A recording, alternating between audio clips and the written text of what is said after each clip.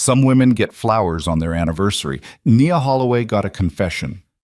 4 years of her life, her savings, her loyalty, her future, handed over to a man who looked her dead in the eyes and told her he was leaving for someone younger. 3 weeks later, still bleeding from that wound, she walked into the most exclusive gala in Chicago and collided with the most dangerous man alive. Not a CEO, not a senator, a mafia boss. And the moment Kang Min-jae looked at her, something shifted in the air between them that neither of them would ever be able to take back. If you've been cheated on, left behind, or told you weren't enough, this story is for you. Watch until the end. Hit that like button and drop a comment telling me what city you're watching from. I want to see how far this story travels. The reservation had been for 7 o'clock. Nia Holloway had arrived at 6:45 because that was who she was. Early, prepared, flowers already on the table. The corner booth at Rosalind's already paid for because she knew Derek hated splitting anything in public, and she had learned years ago that it was easier to just handle it herself. The candles were those tall ivory ones that dripped wax if you left them burning too long. She had requested them specifically because Derek once mentioned, 2 Christmases ago, that he liked the way candlelight looked on dark wood. She had remembered that. She remembered everything. She was wearing the burgundy dress, the one with the open back and the thin gold clasp at the nape of her neck. She had bought it 3 weeks ago and hidden it in the back of her closet like a secret, waiting for tonight. Her hair was pinned up on one side, loose on the other, the way you used to reach across pillows in the morning and push it back from her face and say she looked like a painting. She had not eaten all day, so her stomach would sit flat under the fabric. She had practiced what she was going to say during the taxi ride over, moving her lips slightly against the window glass without making a sound, the driver pretending not to notice. 4 years. She had a card in her clutch that said 4 years feels like the beginning because she had meant it when she wrote it, sitting at her kitchen table at midnight with the handwriting she saved for things that mattered. Derek arrived at 7:18. He sat down across from her and did not comment on the candles or the dress or the flowers. He ordered a whiskey before he said anything at all. She watched him turn the glass in his hands the way he did when he was building up to something, rotating it slowly counterclockwise, and she told herself she was imagining it. She told herself he was just tired. She asked him how his day had been. He said it was fine. She asked if he was hungry. He said not really. He drank half the whiskey, and then he looked at her and said it. He didn't say it gently. There was no softening around the edges, no careful architecture of words designed to cushion the impact. He just said it, that he had been seeing someone else for 7 months, that it wasn't something he planned, that she was 24 and worked in his building and it had just kind of happened, that he was sorry, that he knew the timing was bad, that he hoped they could eventually be civil. Nia heard the words in pieces, the way sound sometimes fragments when a car passes too fast on wet pavement. She heard seeing someone, and then 7 months, and then something about the timing, and she sat very still with her hands flat on the table and her eyes on the candle flame, because if she looked at his face, she was going to fall apart in the middle of Rosalind's on their anniversary, while the couple 2 tables over were ordering dessert. She did not fall apart. She said, "Okay." He blinked. "Okay?" "I heard you," she said. She put money on the table for the flowers because she had brought them from her own apartment, and she was not leaving them for whoever came to clear the booth after them. She picked up her clutch. She stood up, and she did not smooth the back of her dress the way she usually did out of habit, and she walked out through the front door and stood on the sidewalk in the November cold without her coat because she had left it on the back of the chair and she was not going back inside. She stood there for 4 minutes. Then she called a car and went home. She did not cry in the car. She did not cry when she got upstairs and hung the burgundy dress back in the closet. She did not cry when she took the card out of her clutch and set it on the kitchen counter and stood looking at her own handwriting. 4 years feels like the beginning. Until the letters blurred. She cried at 2 in the morning, sitting on the bathroom floor with her back against the tub and her knees pulled to her chest. And it was the kind of crying that doesn't make much noise but takes everything out of you. The kind where you open your mouth and nothing comes out but air, and your whole ribcage convulses like something is trying to escape from the inside. She was 31 years old.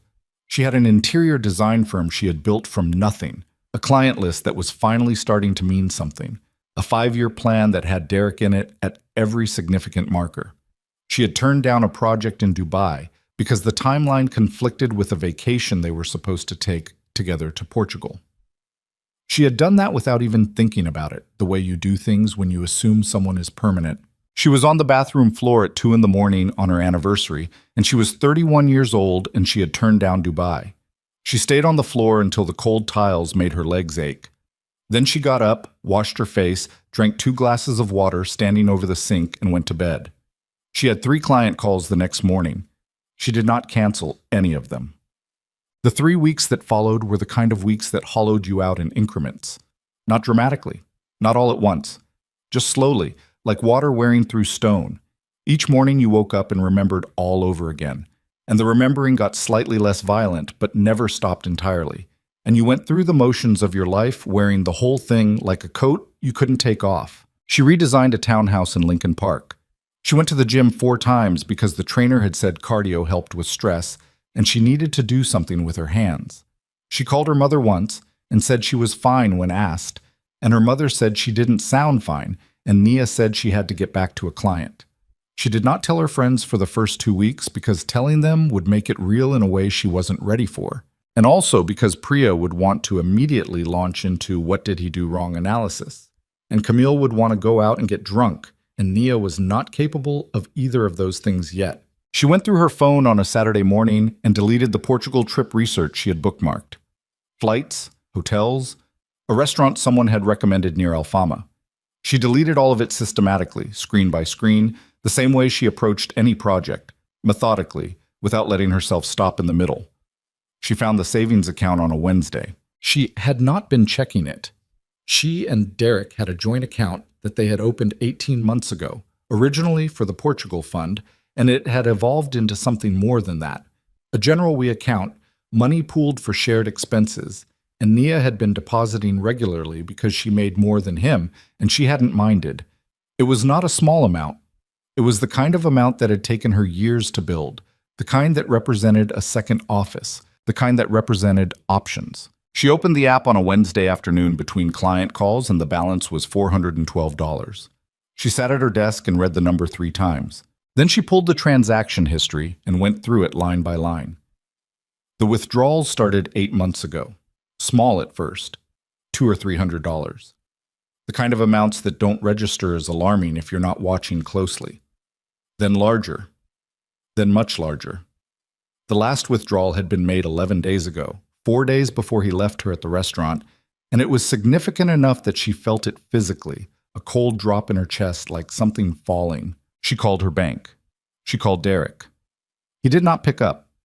She texted him and he responded 2 hours later saying he had meant to talk to her about that. She texted back asking him to call her and he did not. She called again. He did not pick up.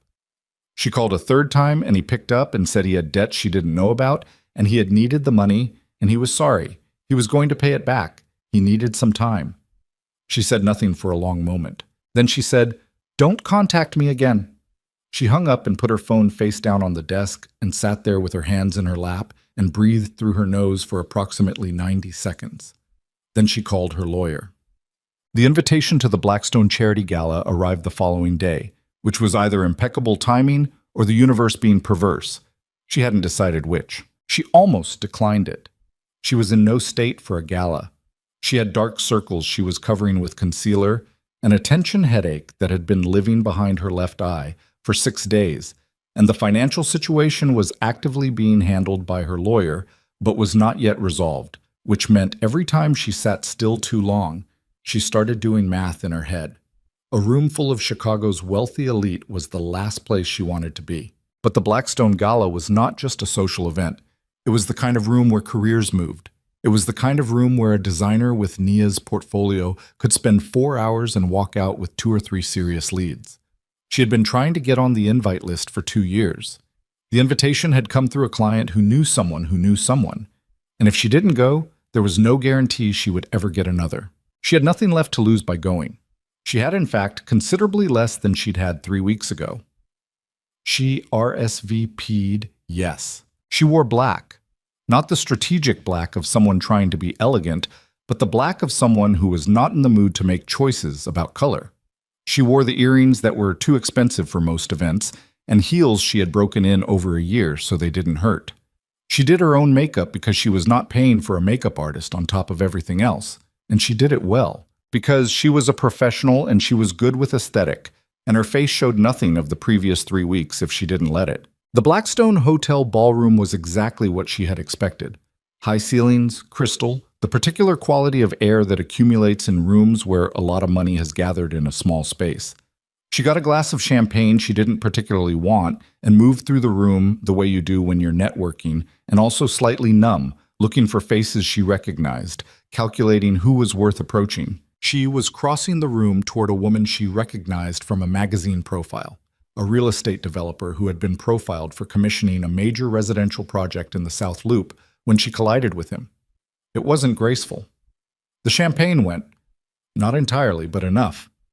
It hit the sleeve of the suit the man was wearing, and the suit was the kind of suit that made you immediately aware that the champagne was a problem, and she said, "Oh, I'm so sorry, I wasn't," and looked up.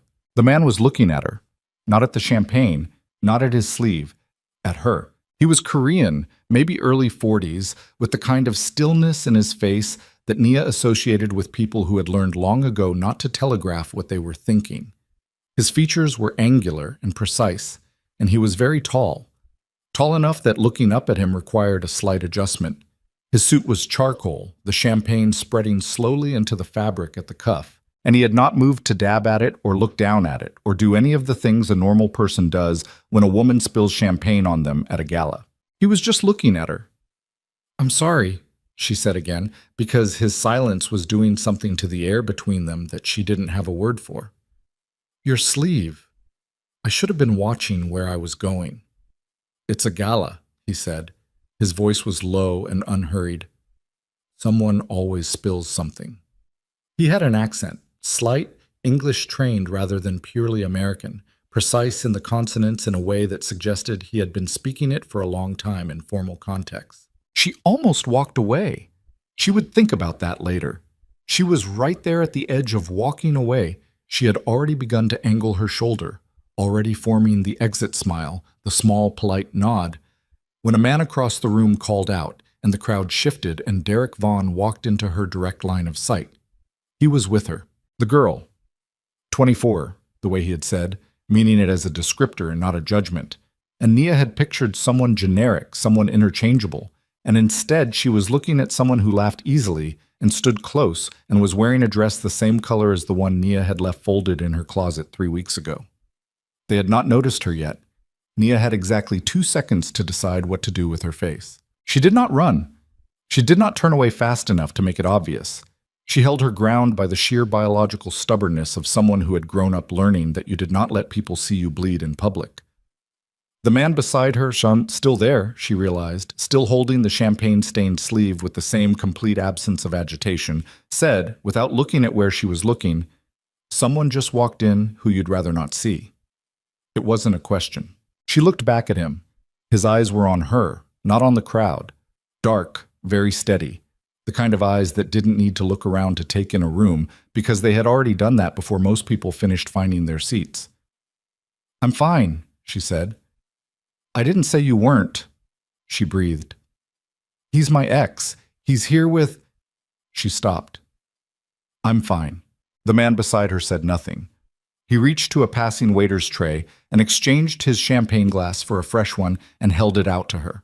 Her own glass was still in her hand, slightly depleted, and she looked at the one he was offering, and something in the gesture was so unexpectedly simple that she felt the back of her throat tighten. She took it. "Thank you," she said. I don't know your name." "No," he agreed. She waited. He did not elaborate. Across the room, Derek had spotted her. She saw it happen. The small hitch in his movement, the way his hand on the girl's back stiffened fractionally. He was going to come over. She could see it in the tilt of his chin, the calculation, the way he was probably already constructing something to say that would let him feel magnanimous. She straightened her back. She lifted her chin by approximately 3 millimeters, which was the amount required to make the shift visible to someone watching. The man beside her watched her do it. Derek crossed the room. He was smiling the way he smiled when he needed to manage something. "Nia." "Hey, I didn't know you were going to be here." "Hello, Derek. You look good." "Thank you." The girl was beside him now, and she had the grace to look slightly uncomfortable, which Nia gave her credit for. Derek put his hand on the girl's lower back and said, "This is Chloe. Chloe, this is Nia. He hesitated on the verb. Nia watched him struggle with it. "We know each other," Nia said flatly, because she was not going to help him with the sentence. Derek's eyes moved to the man beside her. The shift was almost imperceptible, but Nia caught it. The slight widening, then the rapid recalibration, something moving through Derek's expression that she hadn't seen before. It wasn't just social recognition. It was something closer to wariness. "I'm Kang Min Jae," the man beside her said, and he said it in the tone of someone who is not introducing themselves because they expect it to mean something. He was introducing himself the way you state a fact, but it clearly meant something to Derek because the confidence he'd walked over with had drained by a visible degree. He shook Min Jae's hand and said it was great to meet him, and the words came out with less certainty than they'd had 30 seconds ago. "She's exceptional, you know," Min Jae said then, and the casualness of it was so complete that it took a moment for Nia to understand he was talking about her. "Your loss." Derek's jaw worked. He said something polite and retreated, taking Chloe with him, and Nia stood very still beside this man she had met 14 minutes ago and did not know whether to laugh or to be furious or to say thank you. She said, "You didn't have to do that." "No," he agreed again. "I don't need—" "I know," he said. "I didn't say you did." She looked at him. He was looking out at the room again now, perfectly composed, holding his new glass of champagne with the same ease he held everything, apparently, which was the ease of someone who has never in his life felt out of place in a room. "Why did you then?" she asked. He turned to look at her, and there was something in his face that she couldn't read clearly. Not warmth exactly, not attraction, something more careful than either of those things. Like someone observing a structural detail in architecture and deciding it is more significant than it appears. "Because," he said, "you weren't going to break, even though you wanted to, and that deserved acknowledgement." Nia Holloway stood in the Blackstone ballroom with a champagne glass in her hand and looked at a man she didn't know and felt something shift in the air between them that she was absolutely unprepared for, and she thought, "This is not good. This is going to complicate things." She was right about that. She did not see him again that night. The rest of the gala went by the way those things do when you're not really present. She shook hands. She spoke intelligently about her work.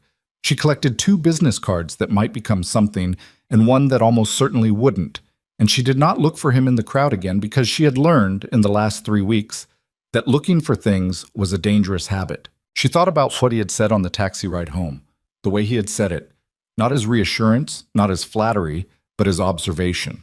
You weren't going to break, even though you wanted to, like he had seen something she hadn't given him permission to see and was simply reporting back on what it was. She went home and took off the earrings and the heels and sat in her kitchen with a glass of water and thought about the money. The money was the immediate problem. The financial hole left by Derek was significant, and her lawyer was working on it. But these things took time, and in the meantime she had a firm to run and payroll to make.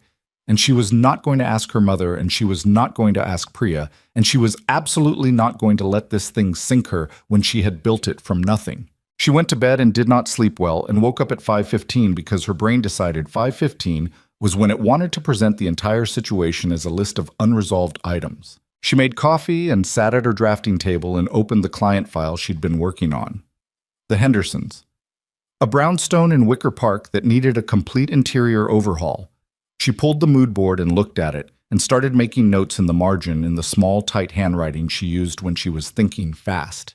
And for 40 minutes, she forgot about everything else. The email arrived at 9:07. The subject line was, "Design Inquiry, Private Residence, Seoul." She almost deleted it.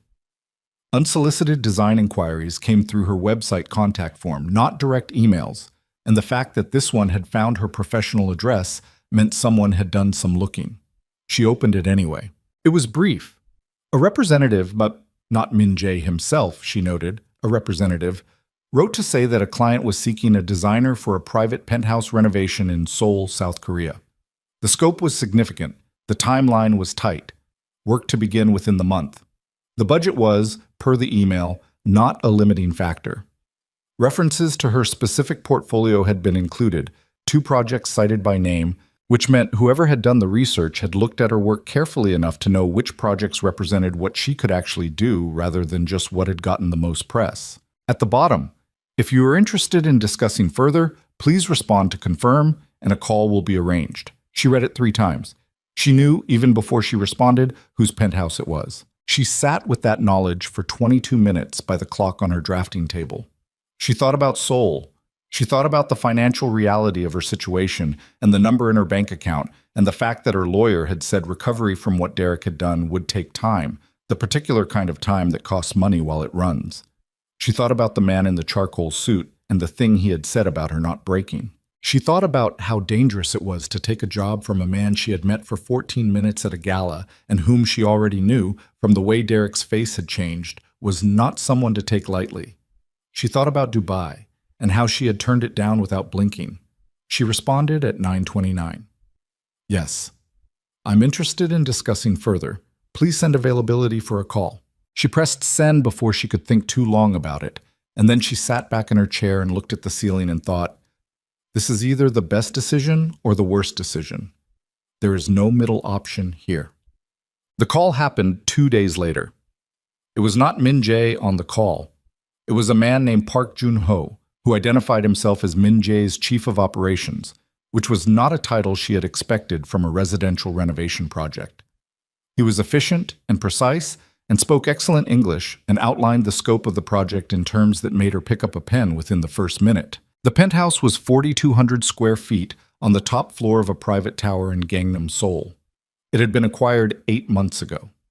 It had been used as a workspace and temporary residence, but had never been designed for living, which was how Park Jun-ho described it. Not cold, not neglected, never designed for living. She would understand the distinction, he said when she saw it. The scope she was being asked to take on was complete. Every room, every surface. The existing furniture was largely to be removed. She would have design authority, within certain parameters, that he would outline in more detail on site. The timeline was aggressive, but 3 months to a livable primary space, 4 to completion. There would be a local project manager assigned to her, a team of contractors she could direct, and a personal assistant for the duration of her stay. Her stay. She had not said she would be going to Seoul. She said, I'd need to be on site for the duration. Yes, Park Jun-ho said. That is understood. Accommodations will be provided in the tower. Your Chicago projects can continue remotely if you need to maintain them. The client understands this would be an adjustment. She asked about the design parameters he had mentioned. He said there were rooms she would not be given access to and structural elements she would not be asked to touch. Her scope was clear. Living spaces, common areas, the private study, the kitchen, the primary suite, and guest rooms. The secure floors of the tower were not part of the project. She held the phone and looked at her desk and thought, secure floors. She said, who is the client? Officially, a pause. Kang Min Jae is the owner of KM Holdings, a privately held development company, with holdings across real estate, logistics, and technology sectors across Asia and internationally. The penthouse is his primary personal residence. She said, I know who he is publicly, Mr. Park. That's not what I asked. Another pause. Slightly longer. The client values discretion, Park Jun-ho said carefully. As do we. The same discretion would be extended to you and your work in both directions. It was not an answer. It was also a very specific kind of not answer. She thought about the way Derek had looked at him across the Blackstone ballroom, the widening of the eyes, the involuntary step back. She said, what is the compensation structure? He told her. She wrote the number on the notepad in front of her and looked at it for 3 seconds. It was almost precisely the amount that had been taken from the joint account, plus 40%. She did not ask if that was deliberate. She suspected it was. She suspected that was the kind of detail someone like Min Jae factored in without needing to be asked. She said, I'll need 10 days to arrange my existing client commitments before I can travel. Of course, Park Jun-ho said. The client will confirm a start date. She hung up and sat very still in her studio apartment and thought about what she had just agreed to and decided, as she had decided 3 weeks ago on a bathroom floor, that she was not going to fall apart. She was going to do the work. She was going to do it exceptionally well, and she was going to get paid and she was going to come home. That was the plan. She was, in a number of significant ways, wrong about how the plan would go. Well, Seoul in January was not Chicago cold. It was a different kind of cold, drier and sharper, a cold that came off the Han River and moved through the streets with intention. Nia had done research on the flight over, 12 hours from O'Hare, business class, which she had not booked herself. And she had brought the right coat, but still felt the temperature differently than she expected when she stepped out of the private car at the tower. The building was not flashy. That was the first thing she noticed. In a district full of architectural statements, the tower Min-jae owned was understated. Dark glass and black steel, maybe 40 stories, nothing announcing itself, no signage at street level beyond a small engraved plate. The kind of building that did not need to announce itself because the people who needed to know what it was already knew. There was a man at the door who was not a doorman. He was large and stood with the particular stillness of someone with specific training, and he looked at her and then at the driver who had brought her, and something passed between them that did not require words, and the door opened. The lobby was clean and severe. Marble floors, a front desk with two people who were clearly not hotel staff, no art on the walls, no decorative choices at all. Functional, watchful. The elevator required a card and a code. Park Joon-ho met her at the 38th floor. He was younger than she had imagined from the phone, mid-30s, wire-framed glasses, and a fitted suit, and the contained energy of someone who had learned to be the most organized person in every room they entered because it was required. He shook her hand with professional precision and walked her down a hallway and then unlocked the door to the penthouse floor. She stepped in and understood immediately what he had meant. Never designed for living. It was magnificent. The scale was right. 4,200 square feet at the top of a tower with floor-to-ceiling glass on three sides and a view of Seoul that was, at 3 p.m. in January, the most striking thing she had ever seen.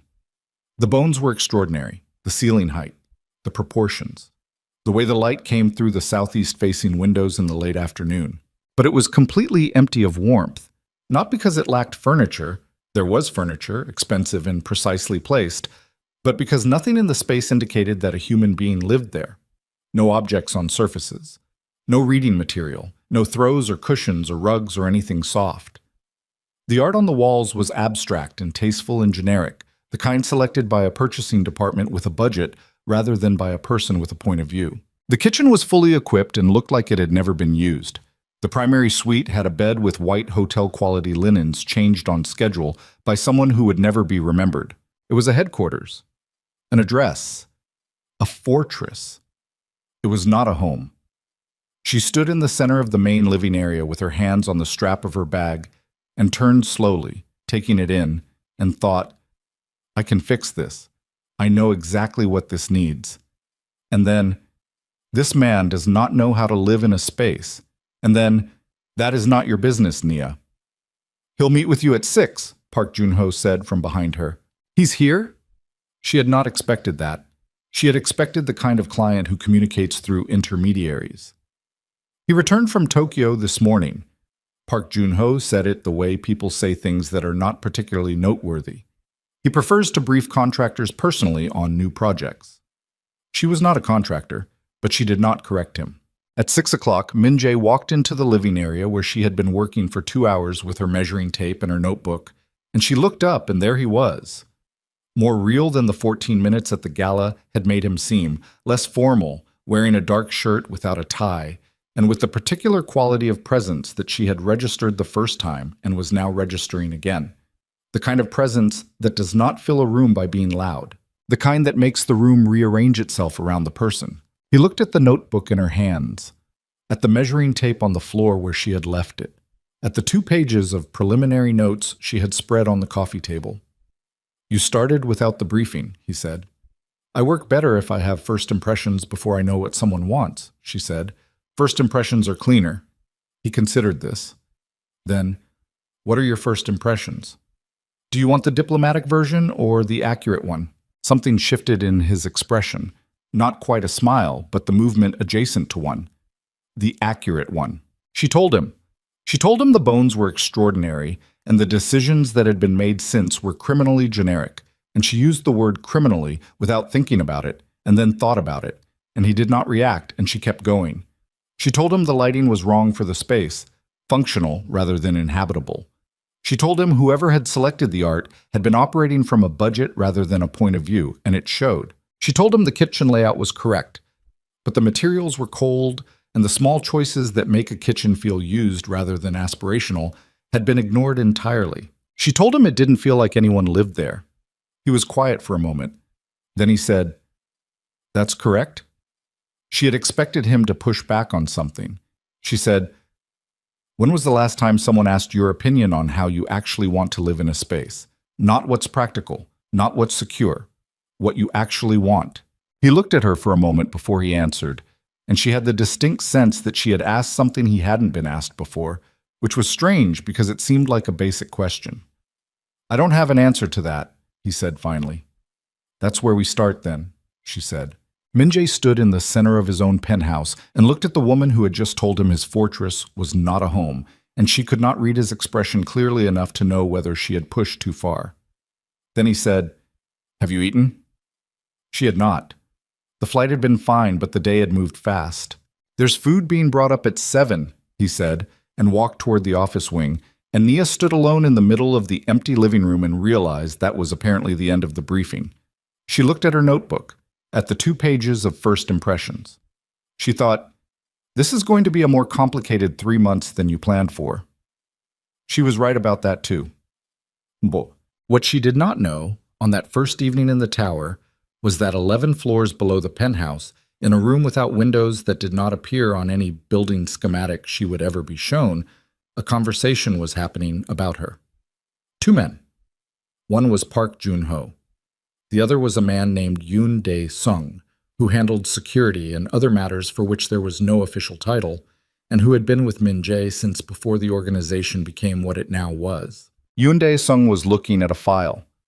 The file had Nia Holloway's photograph on it, her professional history, her financial situation, current, precise, including the exact amount that had been taken from the joint account and the status of the legal recovery effort, her apartment address in Chicago, her client list, her relationship history, truncated to the relevant recent period, her mother's name, her college education, her health records. He said, "She's clean." Park Jun-ho said, "Yes." "Too clean," Yoon said. "Nobody relevant to him has ever been this clean." Park Jun-ho said nothing, which was his way of agreeing. Yoon set the file down. "He brought her here himself. That's not a business decision." "He says it is." "He says a lot of things," Yoon said. He looked at the photograph for another moment, and his expression was not hostile, but it was not warm either. It was the expression of a man running calculations. "How long before the Changlu people find out about the project?" "If it stays internal," Park Jun-ho said, 2 weeks, maybe 3. "And when they find out there's someone new in the tower?" The room was quiet. "Someone Min-jae is spending time with," Yoon said. "Someone without security, without history, without any reason to be untouchable." Park Jun-ho said quietly, "That's the problem." Yoon Dae-sung picked up the file again and looked at the photograph of a woman who was currently 41 floors above him, spreading her first impressions across a coffee table in a penthouse she was about to transform. "Yes," he said, "that's the problem." And on the 38th floor, Nia Holloway sat at the kitchen counter of a fortress disguised as a home, and wrote in her notebook and did not know that she had already, without choosing to, become the most dangerous kind of variable in a world that ran on the elimination of variables. The door to the office wing opened. Min-jae came back into the room and said the food had arrived and he had ordered Korean, and if she had preferences, she should have mentioned them earlier. She said Korean was fine. They sat at opposite ends of the table with the Seoul skyline blazing through the glass behind him, and it was the most ordinary and also the most charged meal she had ever eaten, and she told herself it was jet lag making everything feel more significant than it was. She told herself that. But somewhere below them, in a room that did not exist on any schematic, Yoon Dae-sung was picking up a phone, and 600 kilometers away, in a city that was not Seoul, a man who was not a friend was beginning to pay attention. The food was galbi and doenjang jjigae, and a small plate of banchan that someone had arranged with the kind of precision that suggested the person who arranged it had been doing it for years without being asked. Nia ate carefully at first, not because she was uncertain about the food, but because she was uncertain about the silence. And the silence between them was not uncomfortable exactly, but it had weight to it. The kind of weight that accumulates between two people who have already said more to each other in one ballroom and one briefing than most people say in weeks. Min-jae ate the way he did everything, without hurry, without waste. He picked up his chopsticks and used them with the automatic ease of someone who has never thought about it. And he looked out at the Seoul skyline occasionally, and at her occasionally, and did not try to fill the air with conversation. She had eaten meals with men who could not tolerate silence. Derek had been one of them. He filled every quiet gap with commentary, opinions, anecdotes that were really just auditions for her attention. It had taken her years to realize that was not the same thing as actual presence. Min-jae was present without performing it, and that was something she was not prepared for. She said, "How long have you had the tower?" "I own the building," he said. 12 years? The penthouse floor has been mine the whole time. And you've never had it designed. I've had it furnished. That's not the same thing, she said. He looked at her. No, it isn't. She pushed a piece of galbi through the sauce on her plate. Can I ask you something that's not about the project? You can ask. At the gala, she said, you didn't have to say what you said to Derek. You didn't know me. It was 14 minutes. He was quiet for a moment. Not the silence of someone deciding whether to answer, but the silence of someone deciding how accurately to answer. He was coming over to manage you, Min-jae said. Like a situation, not a person. I noticed that. I know you did, he said. That's why I said it. You had already decided not to react, but you shouldn't have had to make that decision in the first place. She looked at him across the table, and the Seoul skyline spread out behind him, 40 stories up, and the light was doing something complicated, and she thought, you are going to be a problem for me. She thought it clearly, and she acknowledged it, and then she picked up her chopsticks again, because acknowledging a problem and solving it were different skills, and right now the immediate task was finishing dinner. The galbi is good, she said. My housekeeper makes it, he said. She's been here 15 years. She'll want to feed you every day you're in the tower. I'm telling you this now so you can manage it before she decides it's a standing arrangement. Nia almost smiled. Almost. Is she here often? Every morning. She leaves by noon. He paused. She also notices everything, and she has opinions about everything she notices. I mention this as a warning. About what? He looked at her steadily. About the fact that I have never had a designer stay in the tower before. She will draw conclusions. What kind of conclusions? The wrong kind, he said. Or possibly the right kind. I haven't decided yet. Nia put her chopsticks down. She looked at him very directly. The way she looked at clients when she needed them to understand that she was not going to pretend something wasn't being said. I'm here to do a job, she said. I'm good at it. That's what this is. I know, he said. I need that to be clear. It is clear, he said. I said I hadn't decided yet. That's not the same as having already decided. She didn't have an answer for that.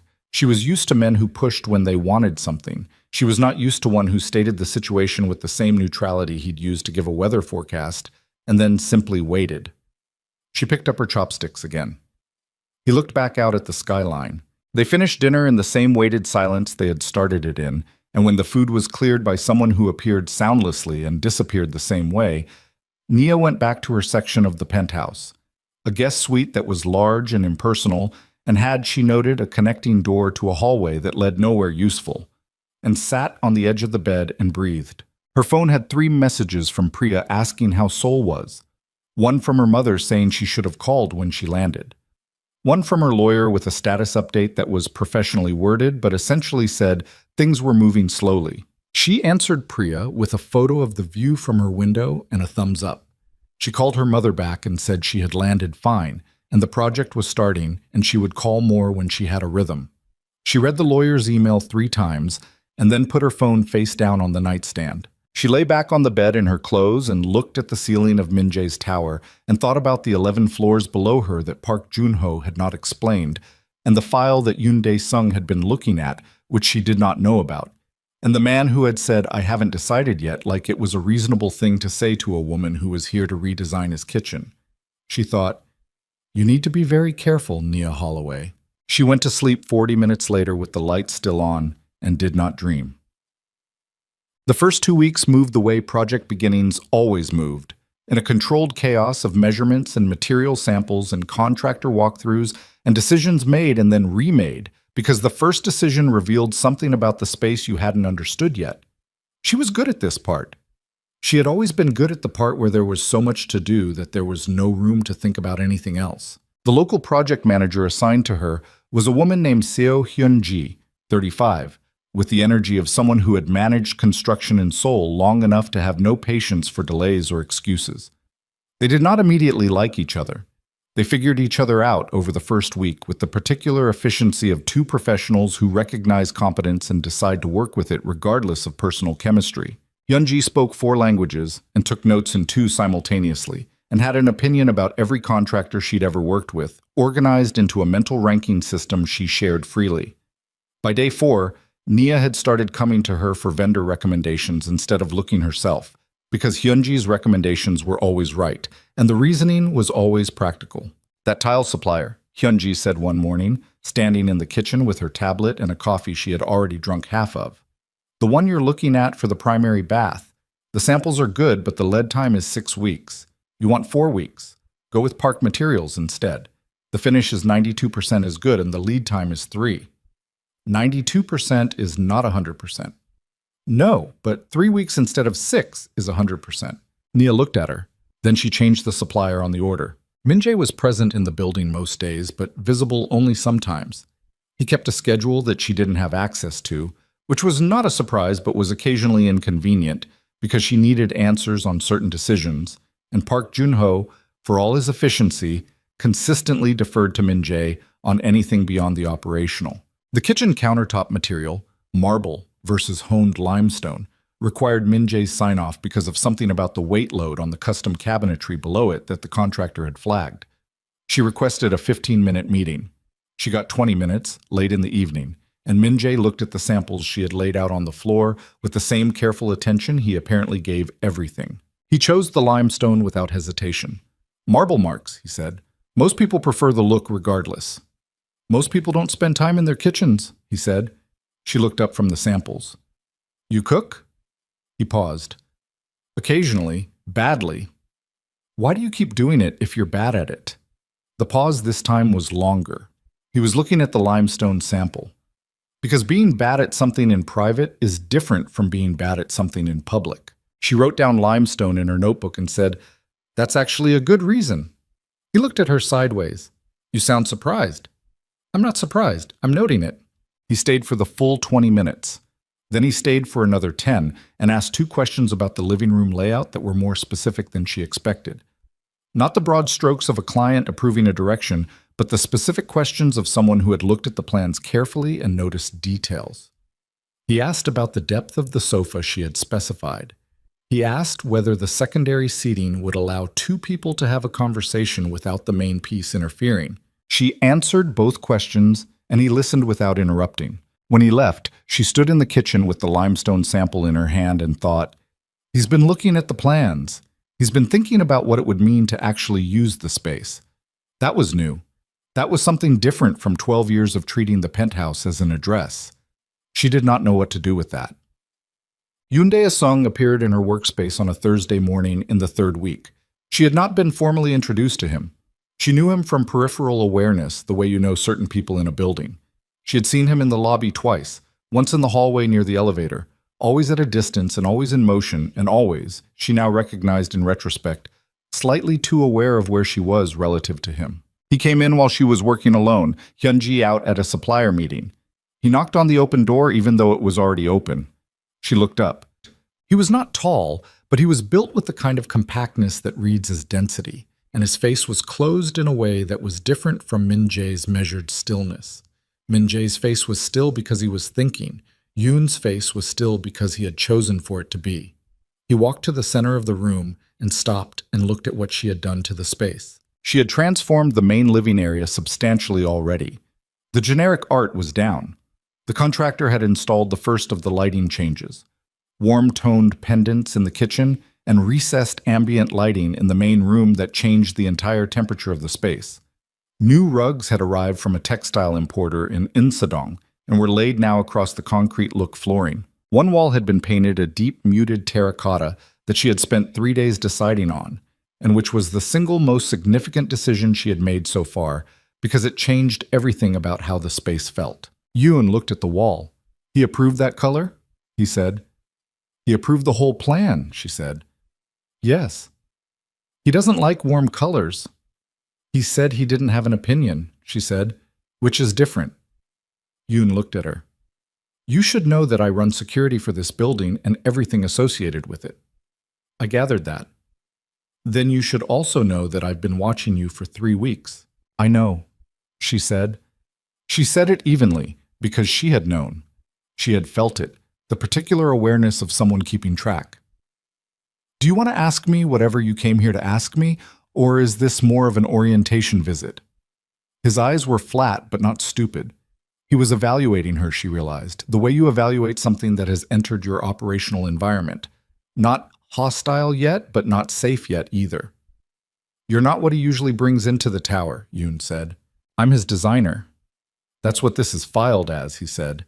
That's not what it is. She put her pen down. She gave him her full attention, which was a choice because her full attention was something she usually had to be provoked into giving. What do you think it is? A liability, Yoon said, without necessarily being your fault. Say it plainly.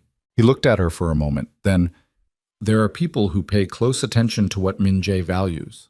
Not the business. The personal. In 15 years, there has been almost nothing personal for them to pay attention to. He paused. You've been in this tower 3 weeks. You've had dinner with him 6 times. Shi Hyunji has noticed. The housekeeper has noticed. People outside this building are beginning to notice. Nia held very still. What are you telling me? That being noticed is something Min-jae cares about, Yoon said. Makes you a target. The word landed in the room without drama. He had said it like a fact, which was worse than if he had said it like a threat. She looked at him and thought about the building's lobby. The man at the door who was not a doorman. The elevator code. The secure floors that did not appear on any schematic. She said, Does he know you're telling me this? No, Yoon said. Why are you telling me? He was quiet for a moment. Because I've been doing this long enough to know that the people who don't understand the situation are always more dangerous to him than the people who do. He picked up one of the tile samples from her work table and turned it over in his hands without really seeing it. You have the option of being a person who understands the situation. She said, and if I understand it, what am I supposed to do with that?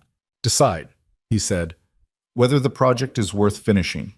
He put the tile sample down. He looked at the terracotta wall one more time. Good color, he said, and walked out. Well, she did not tell Min-jae about the conversation. She told herself it was because there was nothing to tell. Yoon had stated facts, not made demands, and she was an adult who could assess her own situation. She told herself this and knew it was partially true, and also partially the fact that bringing the conversation to Min-jae would require her to acknowledge, out loud between the two of them, that there was a personal dimension to her presence here that warranted someone coming to warn her. And she was not ready to have that conversation. She worked instead.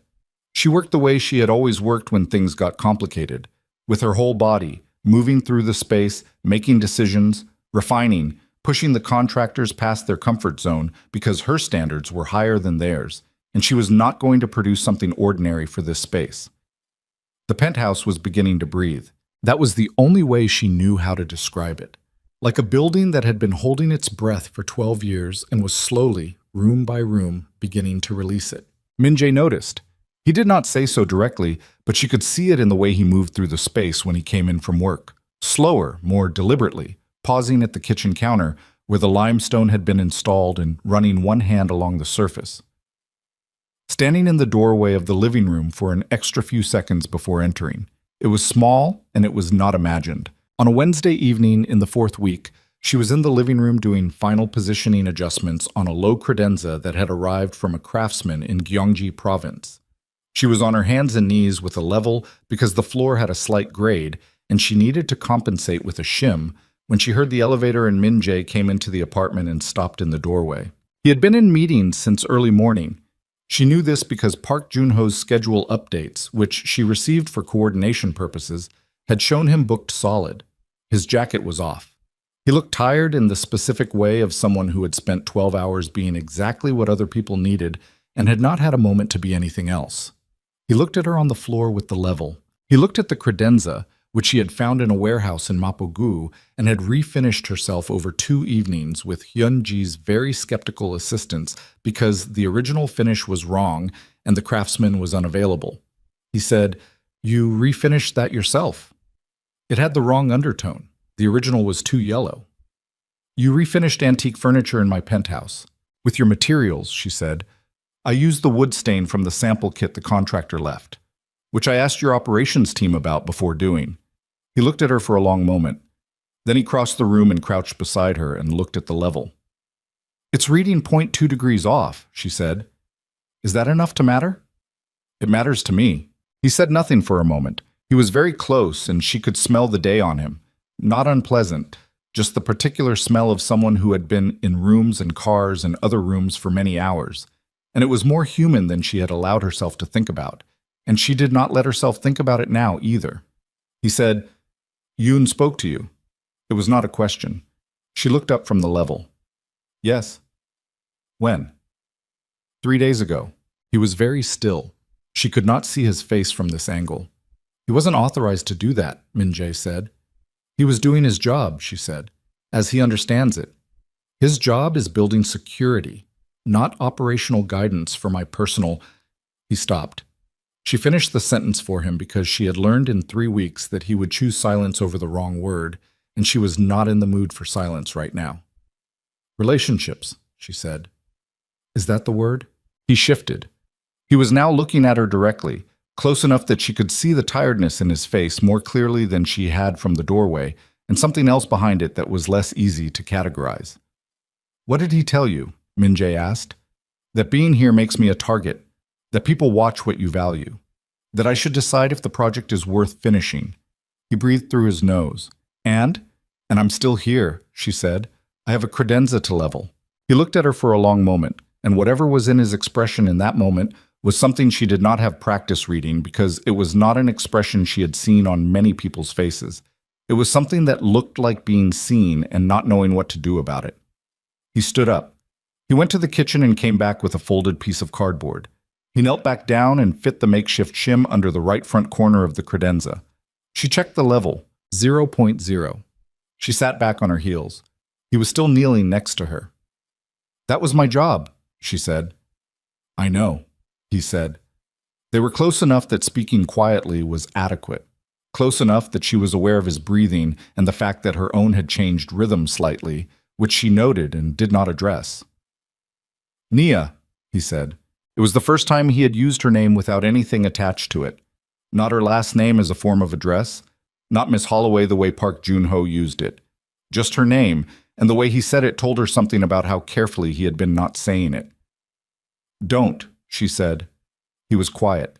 "I know what you're going to say," she said, and she wasn't sure that was true, but she said it anyway, because there were things she needed to not hear yet. "And I need you to not say it right now." He held there for a moment longer. Then he stood up and went to the kitchen, and she heard him fill a glass with water and drink it. She stayed on the floor by the credenza. When he came back to the doorway, he said, "I have a call at 9. I'll be done by 10:30. "I'll be here," she said, because she was in the middle of a job, and that was the relevant fact. "I know," he said. The call that changed everything came on a Friday. Not from Min-jae, not from Park Joon-ho. From Priya at 7 in the morning Seoul time, which was 6 p.m. Chicago time, which meant Priya was calling from somewhere she had taken herself specifically to make this call and had not waited for morning. Nia was still in bed. She picked up on the second ring because Priya calling before 9 on a weekday was not normal. "What's wrong?" "Nothing's wrong with me," Priya said, and her voice was the carefully level voice of someone who has decided not to deliver news badly. "Derek is—" "Nia, there's something you need to know." Nia sat up. "Tell me." "He's been talking. About you. About why you're in Seoul. He told people that the money situation was— He told a version where you needed to leave the country because your business was in financial trouble, and he reframed the account thing as something you both agreed to." The words came out tight and fast, which was what Priya did when she was furious and trying to report rather than react. It's going around in the design community here. 2 people asked me about it this week. One of them had heard you left because a client complaint made your license status complicated, which is, Nia, that's not a rumor. That's targeted. Upgate Troy. Nia was sitting up in the bed in the tower in Seoul with the window showing her an early morning city, and her whole chest had gone cold. He's actively putting this out, she said. I think so. I can't prove it, but I think so. She breathed, in through the nose, out slowly. My license is clean. My business is solvent. The account recovery is ongoing and has nothing to do with the firm's standing. I know that, Priya said. Your actual clients know that, but the peripheral stuff, the people who might refer you, the people who know you casually. Nia, this kind of thing sticks if you're not here to counter it. She looked at the Seoul skyline through the floor-to-ceiling glass. She thought, 4 years. You gave him 4 years and your savings and your Portugal trip and your Dubai job, and he is standing in Chicago telling people a story that ends your career. Okay, she said. Okay. I heard you, she said, the same thing she had said at Rosalind's, the same 2 words, the same containment strategy. What are you going to do? Handle it, she said. Thank you for telling me. She hung up. She sat in the bed for 60 seconds. Then she got up and washed her face and went to her work table and opened her laptop and started drafting emails to her lawyer, to 3 clients she needed to get ahead of, to 2 industry contacts who had enough standing to push back against the version Derek was circulating if she gave them the accurate one quickly enough. She wrote with the fast, precise anger of someone who has converted their emotion entirely into productivity because the alternative is not useful. She did not hear Minjae until he said her name from the hallway. She looked up. He was dressed and in the doorway of her work area, clearly on his way somewhere, and he had stopped because something in her face had told him to. What happened? He said. She told him. Not all of it. Not the emotional weight of it. Not the 3 a.m. bathroom floor version. Just the facts, in the order they occurred, because he was the kind of person who operated on facts. He listened without moving. When she finished, he said, His name. She looked up. What? Derek Vaughn, Minjae said. His full name and his employer. Why? Because you need that to stop, he said. And because someone with the right conversation with the right people can make that happen much faster than a lawyer. The air in the room changed.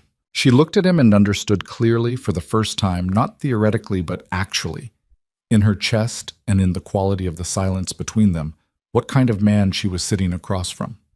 Not the hotel lobby version, not the gala version, the real one. I don't want you to do anything to him, she said. I know. I mean it. I know you mean it, he said. I'm not going to touch him. I'm going to have a conversation that results in the source of the rumor losing interest in continuing to circulate it. She was quiet. Nia, he said, and there was her name again, careful and complete. Let me help you. She thought, this is the point of no return. She knew it the way you know certain structural things about a space. Not because someone tells you, but because you have trained your eye to recognize load-bearing walls. She could say no. She could handle it the way she handled everything, alone, methodically, at the cost of time she didn't entirely have. Or she could say yes, and saying yes would mean something. Not about Derek, about this, about whatever was building in the air of this apartment and between the 2 of them, and she knew it and he knew it, and they had been circling it for a month. She said, yes. The word came out steady. Minjae nodded once. He took out his phone and stepped back into the hallway, and she heard him speaking quietly in Korean, and the tone was the tone of someone issuing a very specific instruction with complete expectation that it would be followed. She turned back to her laptop. Her hands were not quite steady. And downstairs, in the room with no windows, Yoon Dae-sung was looking at his own phone at a message that had come in from the same tower in Osaka that they had been watching for 6 weeks. And the message was short and in code, and what it said, when decoded, was that the Chongliu organization had identified the woman in the tower. They had a name. They had an address in Chicago, and they were no longer simply watching. The message from Osaka came in at 11:47 p.m. Yoon Dae-sung read it twice, put his phone face down on the desk in the windowless room, and sat very still for approximately 4 seconds. Then he picked the phone back up and read it a third time, because the first 2 readings had produced a result he needed to verify before acting on. The Changlu organization had a name, they had an address, they were no longer watching.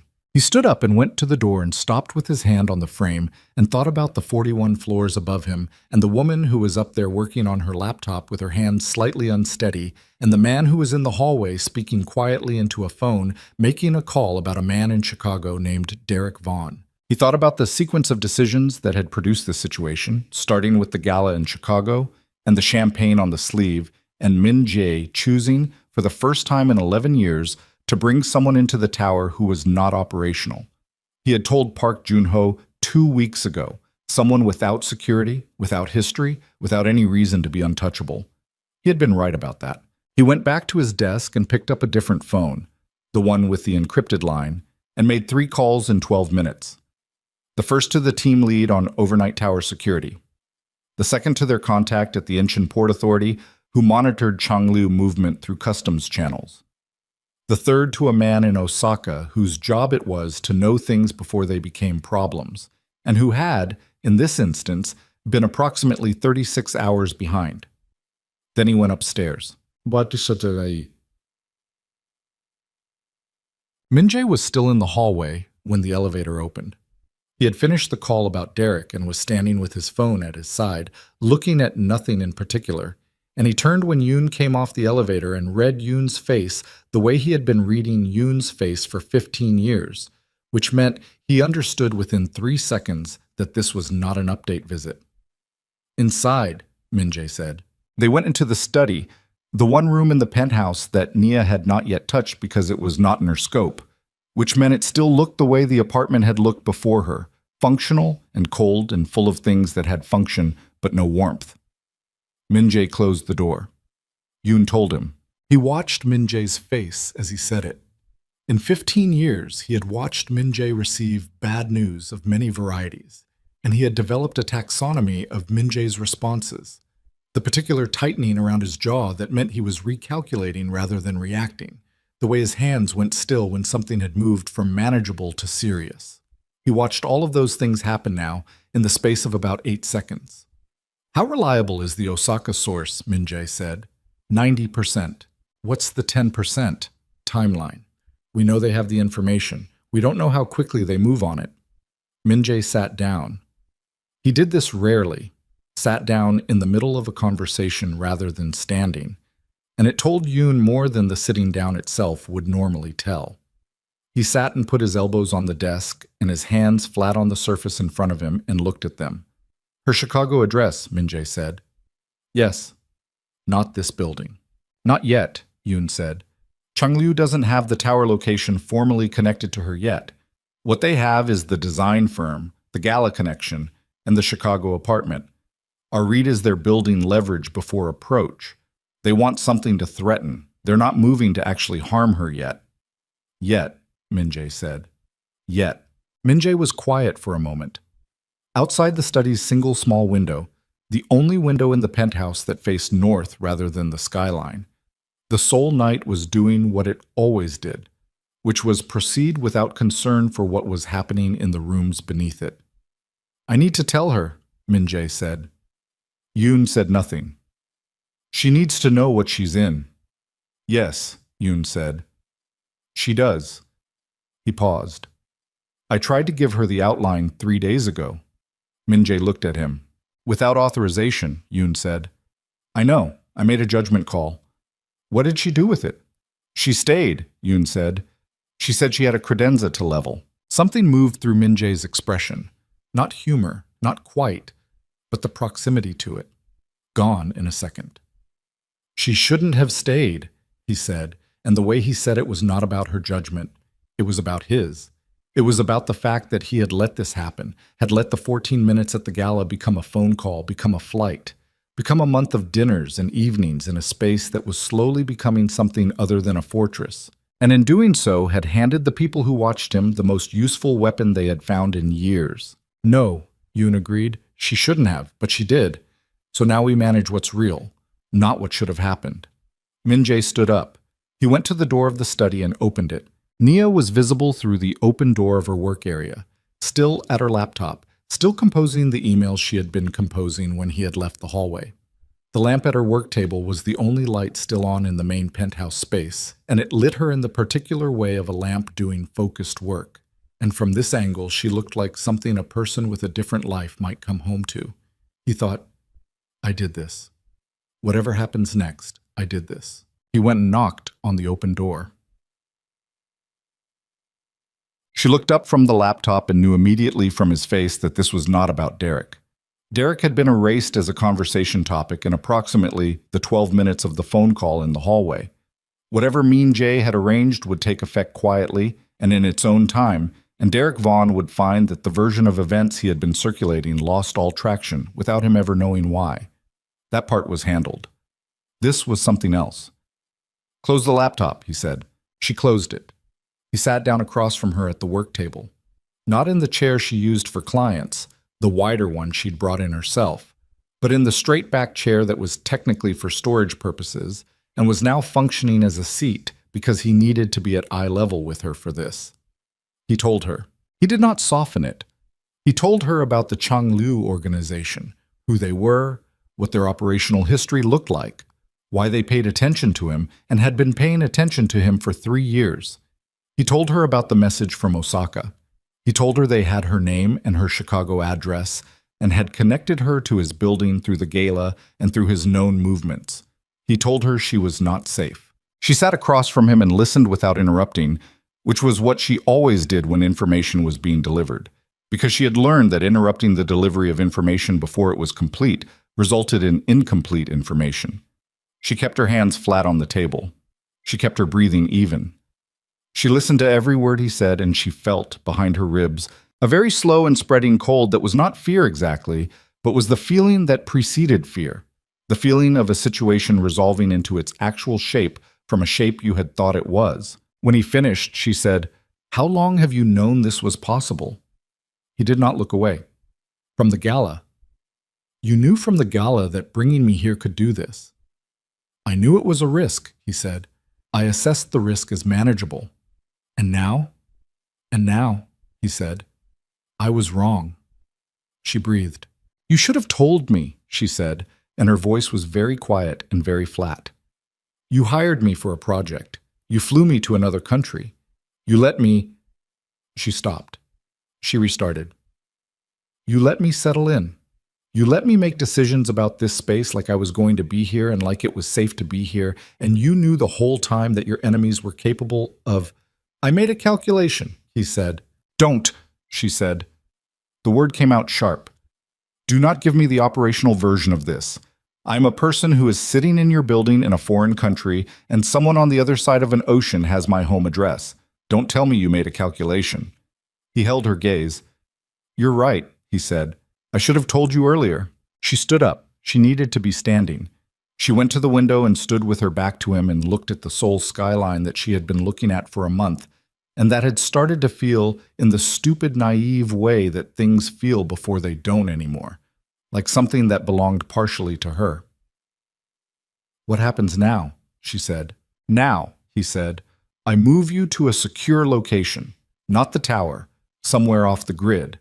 A team goes to your Chicago apartment and removes anything that can be used as leverage. You don't go back there until this is handled." She turned around. "How long does that take?" He was quiet for exactly 1 second, which was enough. "Min-jae," she said. "How long?" "Weeks," he said. "Possibly longer. Changlu is not a small operation. Dismantling the threat structurally takes time." She laughed. Not the warm kind, the hollow kind, the kind that comes out when something is so far from what you planned that laughing is the only physiological response that makes sense.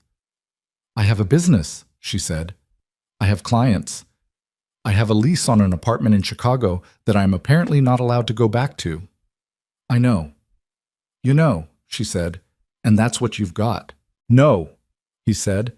"I also have resources, and I have the ability to fix this, and I'm telling you I will fix this, but I need you to trust me enough to let me do it the right way."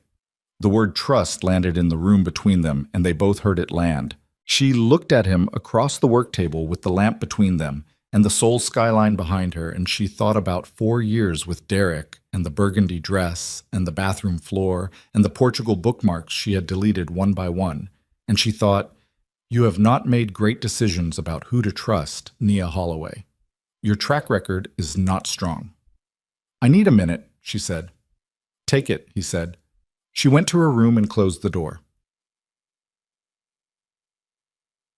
She sat on the edge of the bed and did not cry and did not have a breakdown and did not call Priya because it was the middle of the night in Chicago, and also because there was nothing Priya could do, and also because saying this out loud to someone outside, it would make it real in a way she was still managing the edges of. She sat on the bed and thought. She thought about Yoon Dae-sung 3 days ago saying, "Decide if the project is worth finishing," and herself saying she had a credenza to level.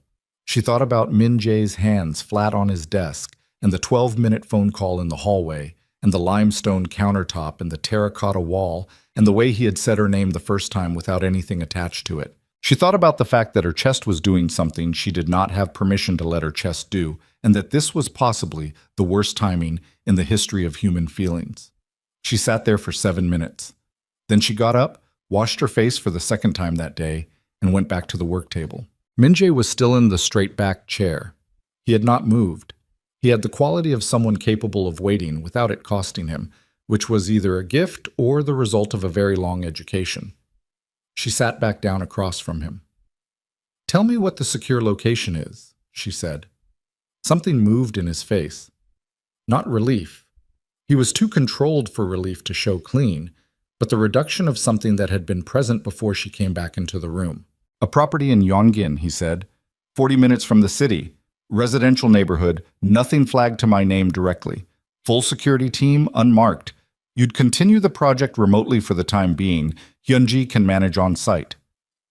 She thought about the penthouse half-finished behind her, the primary suite that was not yet done.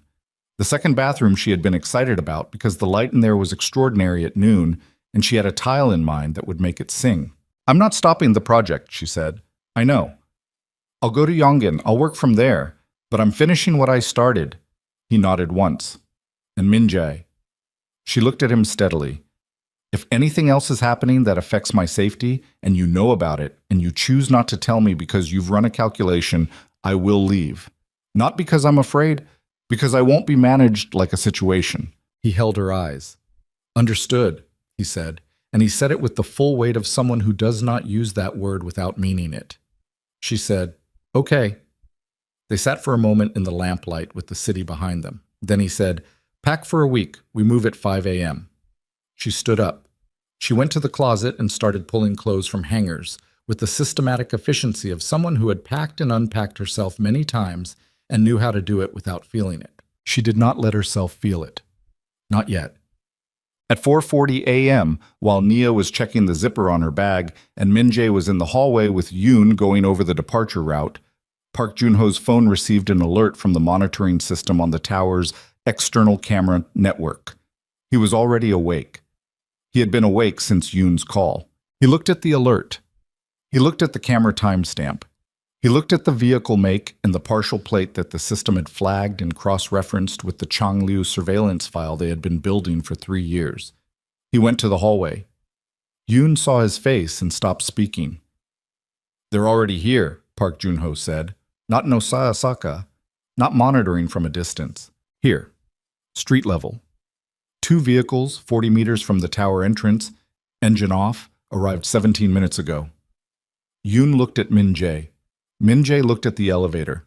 At the floor indicator above it, currently showing 38, showing Nia's floor, showing the floor she was standing on right now, checking the zipper on a bag she had packed to leave at 5 a.m., which was now 20 minutes away and no longer the plan. "Change of route," Min Jae said, and his voice had shifted into something Nia had not heard from him yet. Not louder, not harder, but stripped of every layer that wasn't operational. The voice of a man who had built his empire on moving faster than the people who came after him. "Parking level, service exit, now." Yoon was already on his radio. Min Jae went to Nia's door and knocked twice, and opened it before she could answer because there was no longer time for the sequence of knocking and waiting. She was standing with her bag on her shoulder, coat on, ready, and the look on his face stopped her mid-breath. "We're going now," he said. "Not 5 a.m. Now, don't ask me why until we're in the car." She looked at him for 1 second, just one. "Okay," she said. They moved. Quote. The service elevator was in the back of the tower, accessed through a door in the utility corridor that did not appear on the building directory. Yoon went first, then Naya, then Min Jae. And the elevator was slower than the main ones, and the fluorescent light inside it hummed at a frequency that set Nia's teeth slightly on edge, and the ride down to the parking level took 90 seconds that felt like considerably longer. The parking level smelled like concrete and engine coolant. It was mostly dark. 2 of Yoon's team were already there, positioned near an SUV with no identifying plates, and they moved without speaking, which told her they had done this before, and the absence of speech was not anxiety, but efficiency. Yoon opened the rear door and she got in. Min Jae got in on the other side. Yoon took the front passenger seat and the driver, she didn't know his name, was already running. The vehicle moved.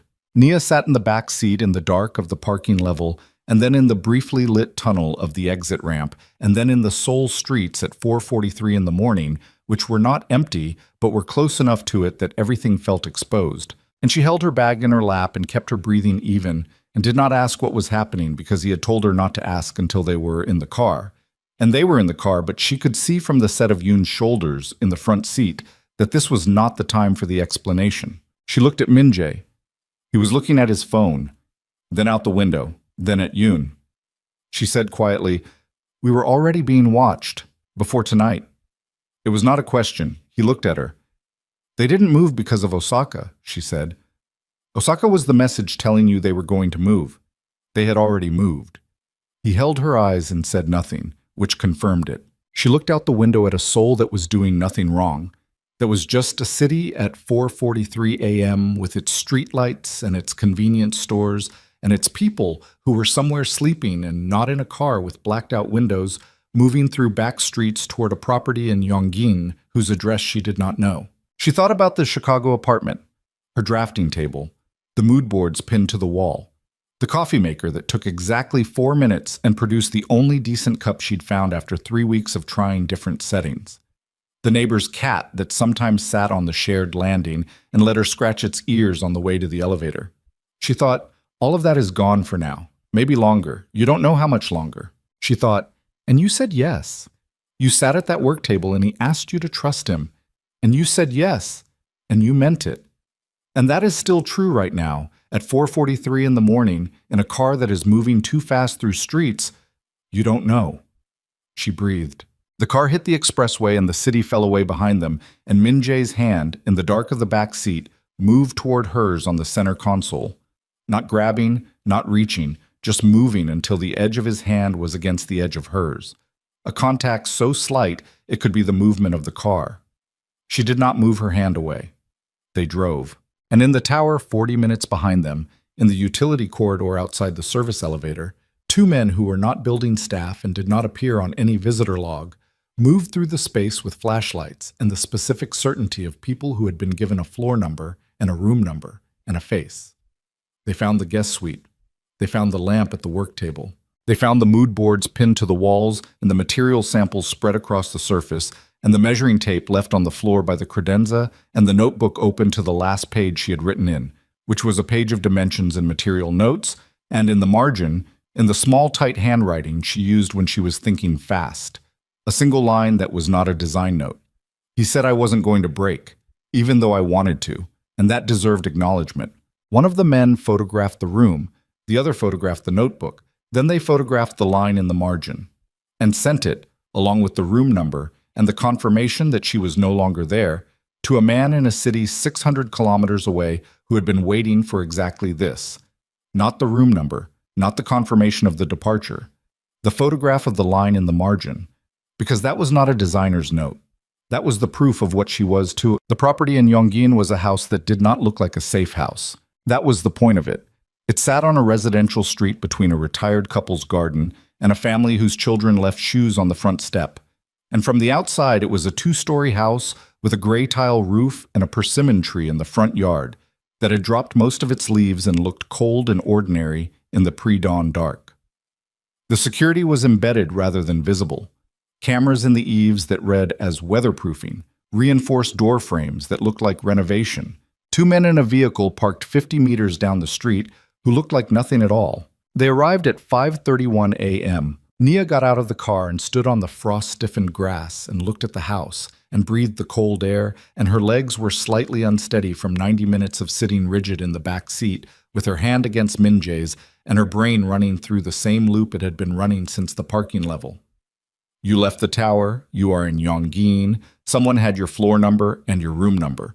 The project is half finished, your apartment in Chicago has been compromised, and the only person in this country who knows your full name and what you look like when you're thinking is standing 4 feet to your left. She steadied her legs through will alone. Minjae came around the car. He stopped beside her and looked at the house with the same assessment he gave everything. "It's not the penthouse," he said. "I don't need the penthouse," she said. "I need a desk and Wi-Fi and 12 hours of sleep." "You can have all three." "I know," she said, and went inside.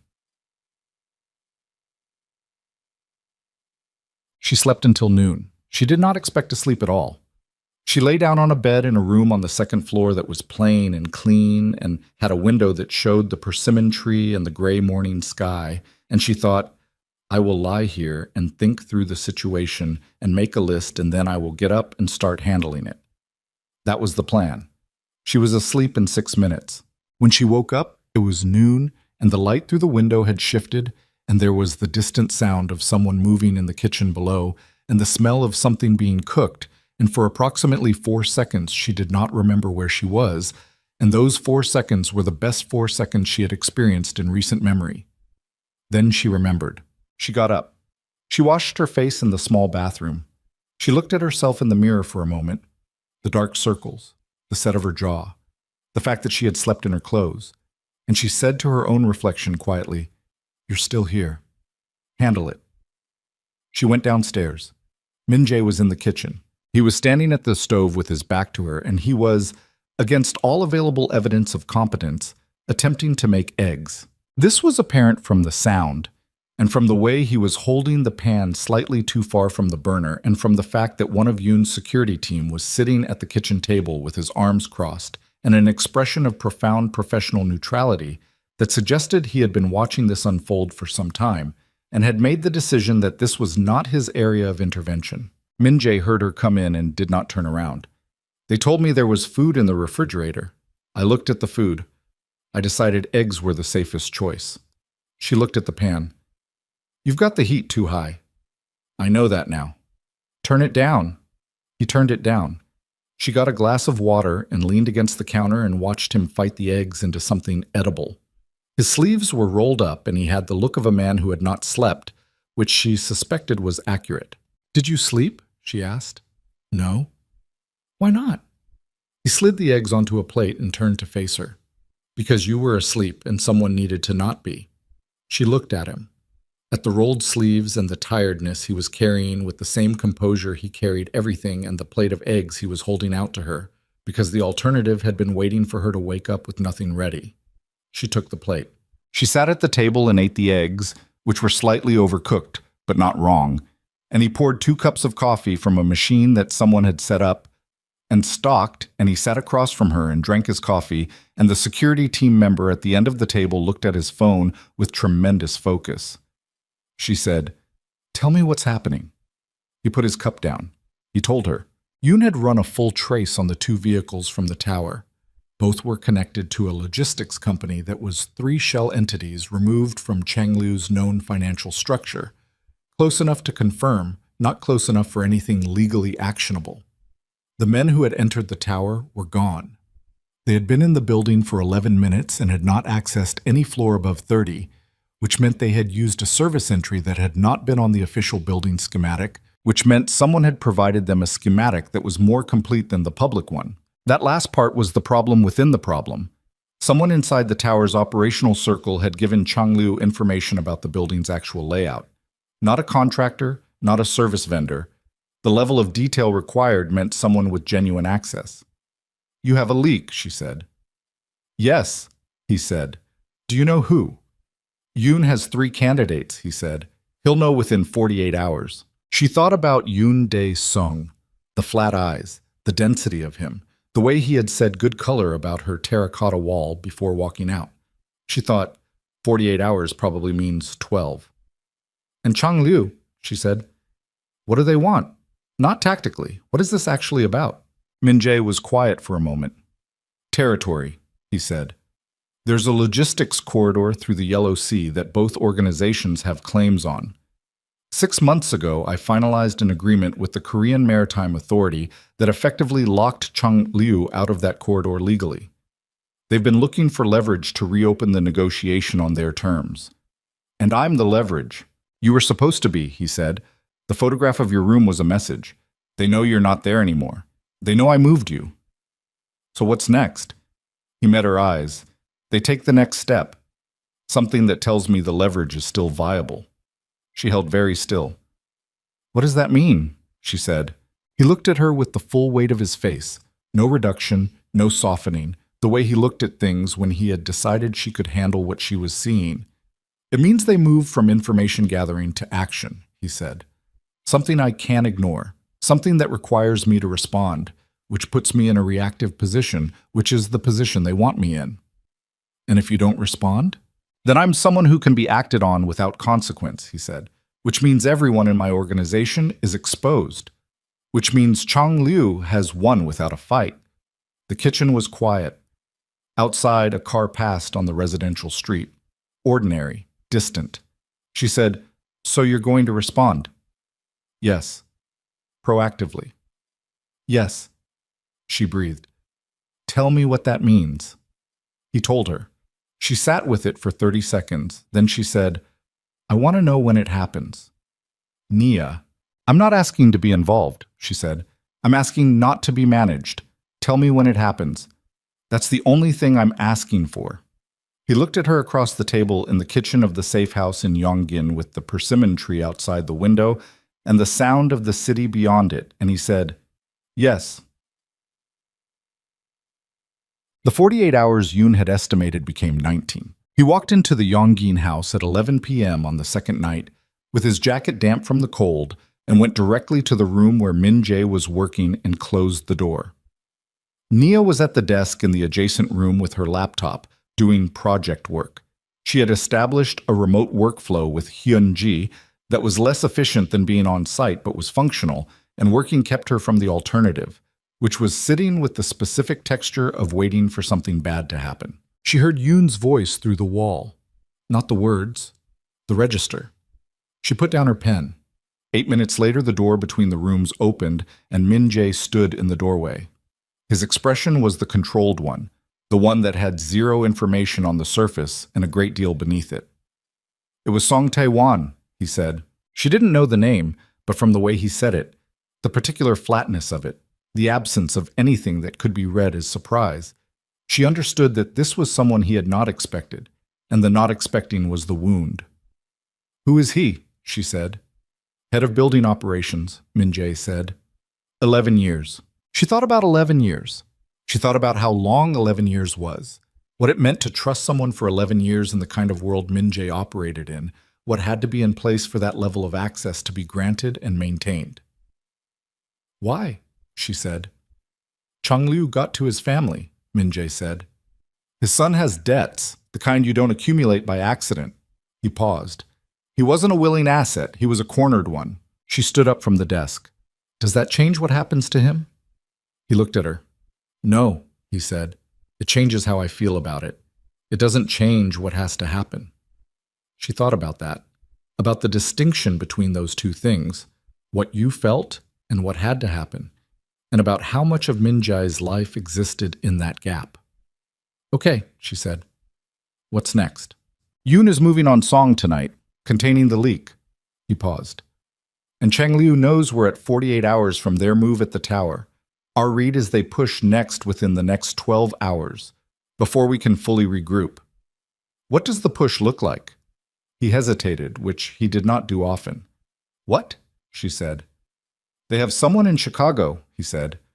They have since before the tower move.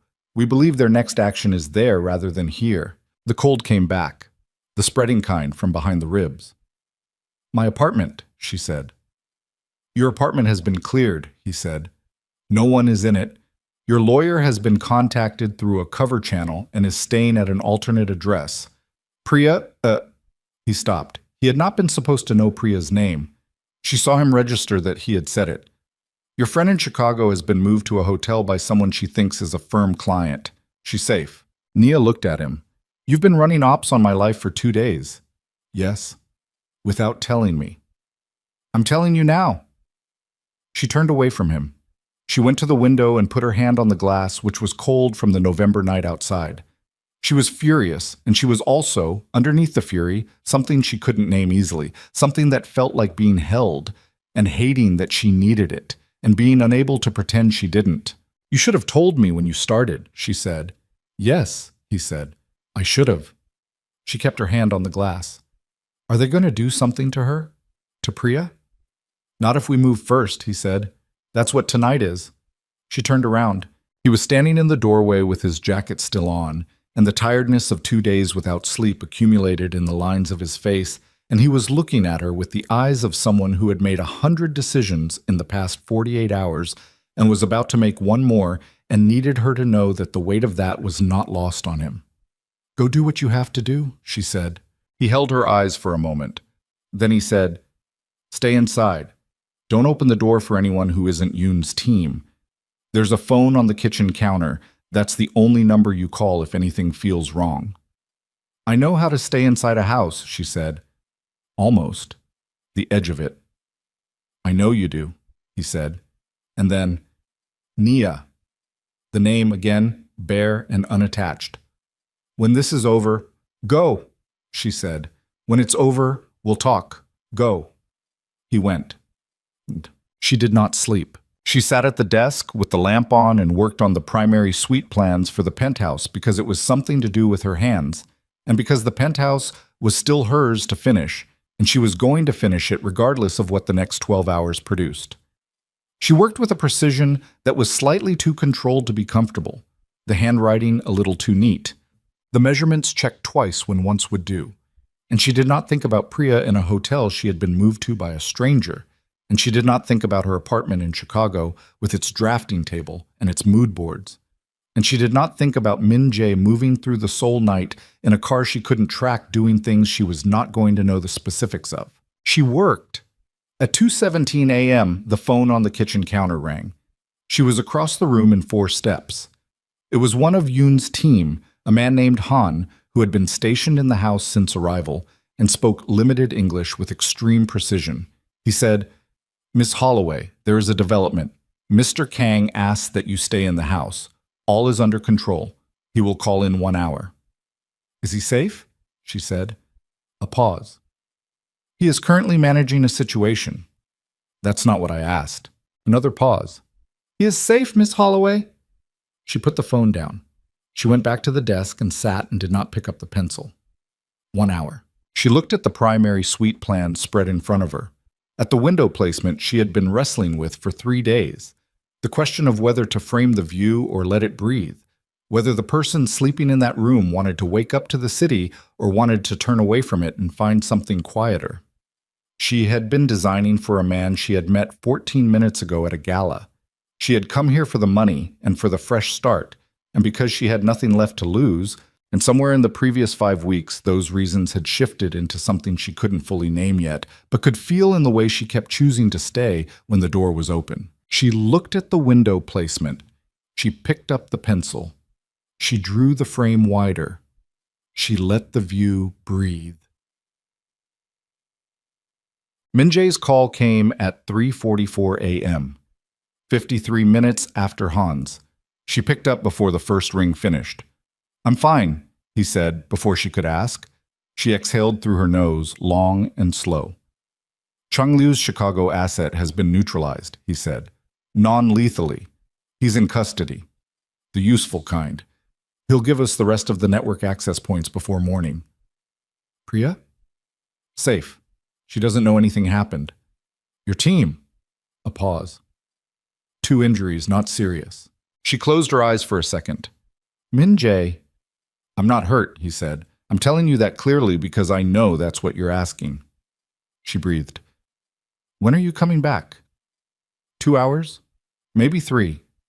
She looked at the window. The persimmon tree was a dark shape against the slightly lighter dark of the pre-dawn sky. I'll be here, she said. Silence for a moment. Not the heavy kind. The kind where two people have stopped needing to fill the space. Then his voice, quieter. The primary suite window. Frame it or let it breathe. She held the phone and looked at the plans and felt something move in her chest that she had been holding at a careful distance for 5 weeks. Let it breathe, she said. The view is the point. He was quiet for a moment. Yes, he said. It is. She heard him breathe. She heard in the background the sound of a Seoul street at nearly 4 in the morning. Wind, distant traffic, the particular quality of a city in the hours when most of it is finally quiet. 3 hours, she said. 3 hours, he said, and ended the call. She put the phone down. She sat at the desk in Yongin with the plans in front of her, and the persimmon tree outside, and the lamp throwing its circle of light across the dimensions and notes, and the single revised window frame she had drawn wider, and she thought, this is what it costs. All of it. The tower, the terracotta wall, the limestone countertop, the 14 minutes at the Blackstone Gala, the flight to Seoul, the service elevator at 4:43 a.m., the safe house, the 2 injuries she did not have names for, the man who had not slept in 2 days and was somewhere in the Seoul night managing consequences she would never fully know. This is what it costs to be chosen by someone whose world is built on danger. And the question, the real one, the one underneath every other question she had been asking for 5 weeks, was not whether she could handle the cost. It was whether she was willing to. She sat with that. The sky outside the window was beginning to shift from black toward the very earliest edge of gray, the kind of gray that doesn't promise anything yet but means the night is losing its grip. The persimmon tree became slightly more distinct against it. The street below stayed quiet. She was still sitting at the desk when headlights swept across the ceiling from a vehicle turning onto the residential street below, and she heard the engine cut, and she heard a car door, and she heard footsteps on the path outside that she recognized by their pace and their weight before they reached the door. And she did not get up yet because she needed one more. She heard the footsteps reach the door. She heard the key. Not a knock. Yoon's team had given him a key to the house, and the fact that he used it rather than knocked told her something about what kind of exhausted he was, the kind where the small formalities fall away because there is nothing left to spend on them. She heard the door open. She heard it close. She heard him stop in the entryway. She got up from the desk then. Not fast. The way you move when you have been sitting very still for a long time, and your body needs a moment to remember how. She walked to the doorway between the workroom and the main room of the house, and she stood there and looked at him. He was still in his jacket. It was darker at the left shoulder than the right. Not blood, she assessed in the first second. Rain and something else. Oil, maybe? The residue of a night spent in places that were not clean. His hands were at his sides. He had the look of someone who had crossed a significant distance and arrived and was now standing very still because moving again required a decision about where to go next, and he had not made it yet. He looked at her. Neither of them said anything for a moment. Then she crossed the room, and she put her arms around him, and she held on, and she felt him exhale. A long, controlled release of breath that was the first uncontrolled thing she had seen from him. The first thing that was not managed or measured or deliberate. Just a man breathing out the weight of a night she had not been part of, and his arms came around her and he held her back. They stood like that in the main room of the safe house in Yongin with the gray pre-dawn coming through the windows and the persimmon tree outside and the distant sound of a city that had kept moving through the night without caring about any of it. She did not ask what had happened. Not yet. She held on and he held on, and that was sufficient for right now. After a while he said into her hair, "The window." She pulled back enough to look at him. "You drew it wider," he said, "in the plans. I could see it from here." She looked over her shoulder at the desk. The plans were visible from the doorway, the revised window frame clear in the lamplight. "I told you," she said, "let it breathe." He looked at her face, at the dark circles in the lamplight, and the set of her jaw that she had been holding since 4:43 a.m. the previous morning. He looked at her the way he looked at the limestone sample and the terracotta wall and every other thing she had brought into a space that had not known how to be lived in. "Sit down," she said. "I'll make coffee." "You don't have to." "I know I don't have to," she said. "Sit down." He sat. The coffee was better than his eggs. She made it at the machine in the kitchen and brought 2 cups to the table and sat across from him, the way she had sat across from him on the first night in the penthouse. Except that they were in Yongin, and it was almost 5 in the morning, and he had not slept in 2.5 days, and there was nothing between them now that needed to be kept at a careful distance. She said, "Tell me what happened, the version you can tell." He drank half the coffee first. Then he told her. Chungliu's Chicago asset had been a man named Rourke, mid-level, sent 6 days before the tower incident to establish a physical presence near her apartment and develop options. He had not been authorized to act. He had been there to be available if Changliu decided to escalate. The order had come through at 11 p.m. Seoul time. Establish contact, make the leverage visible. Meaning appear near someone Nia knew, make himself known, put the pressure on in a way that Min Jae would hear about within hours. Yoon's Chicago contact had intercepted the order transmission. Min Jae's people had reached Rourke 40 minutes before Rourke reached anyone connected to Nia. Rourke was now in a location she did not need to know about, talking to people she did not need to know about, providing information that would take approximately 72 more hours to fully extract and act on. Changliu's leader, Min Jae said, a man named Wei Guo-chen. He's based in Busan, not Seoul. He's been running this operation from there, which is why we lost time on the initial Osaka raid. We were looking at the wrong city. Is he going to keep coming? She said. Min Jae held his cup. No, he said. Rourke gave us the corridor agreement documentation that Chang Liu was using as the underlying motive. There's a countermove available through the Maritime Authority that removes the legal ambiguity they were exploiting. Once that's filed, which happens this morning, it was drafted last week. There's no strategic value in continuing to pressure me. That's why you're not going after Wei directly, she said. Going after Wei directly is a war, he said. Wars cost more than the corridor is worth to either side. He looked at her steadily. This ends at the document level. His leverage disappears. He loses interest. She nodded. She understood the logic. She also understood what the logic meant. That this had never been about her, not really, not as a person. She had been a variable, a pressure point, the human version of a document held over someone's head. She thought about that. You're thinking about the fact that this was never personal, he said. She looked up.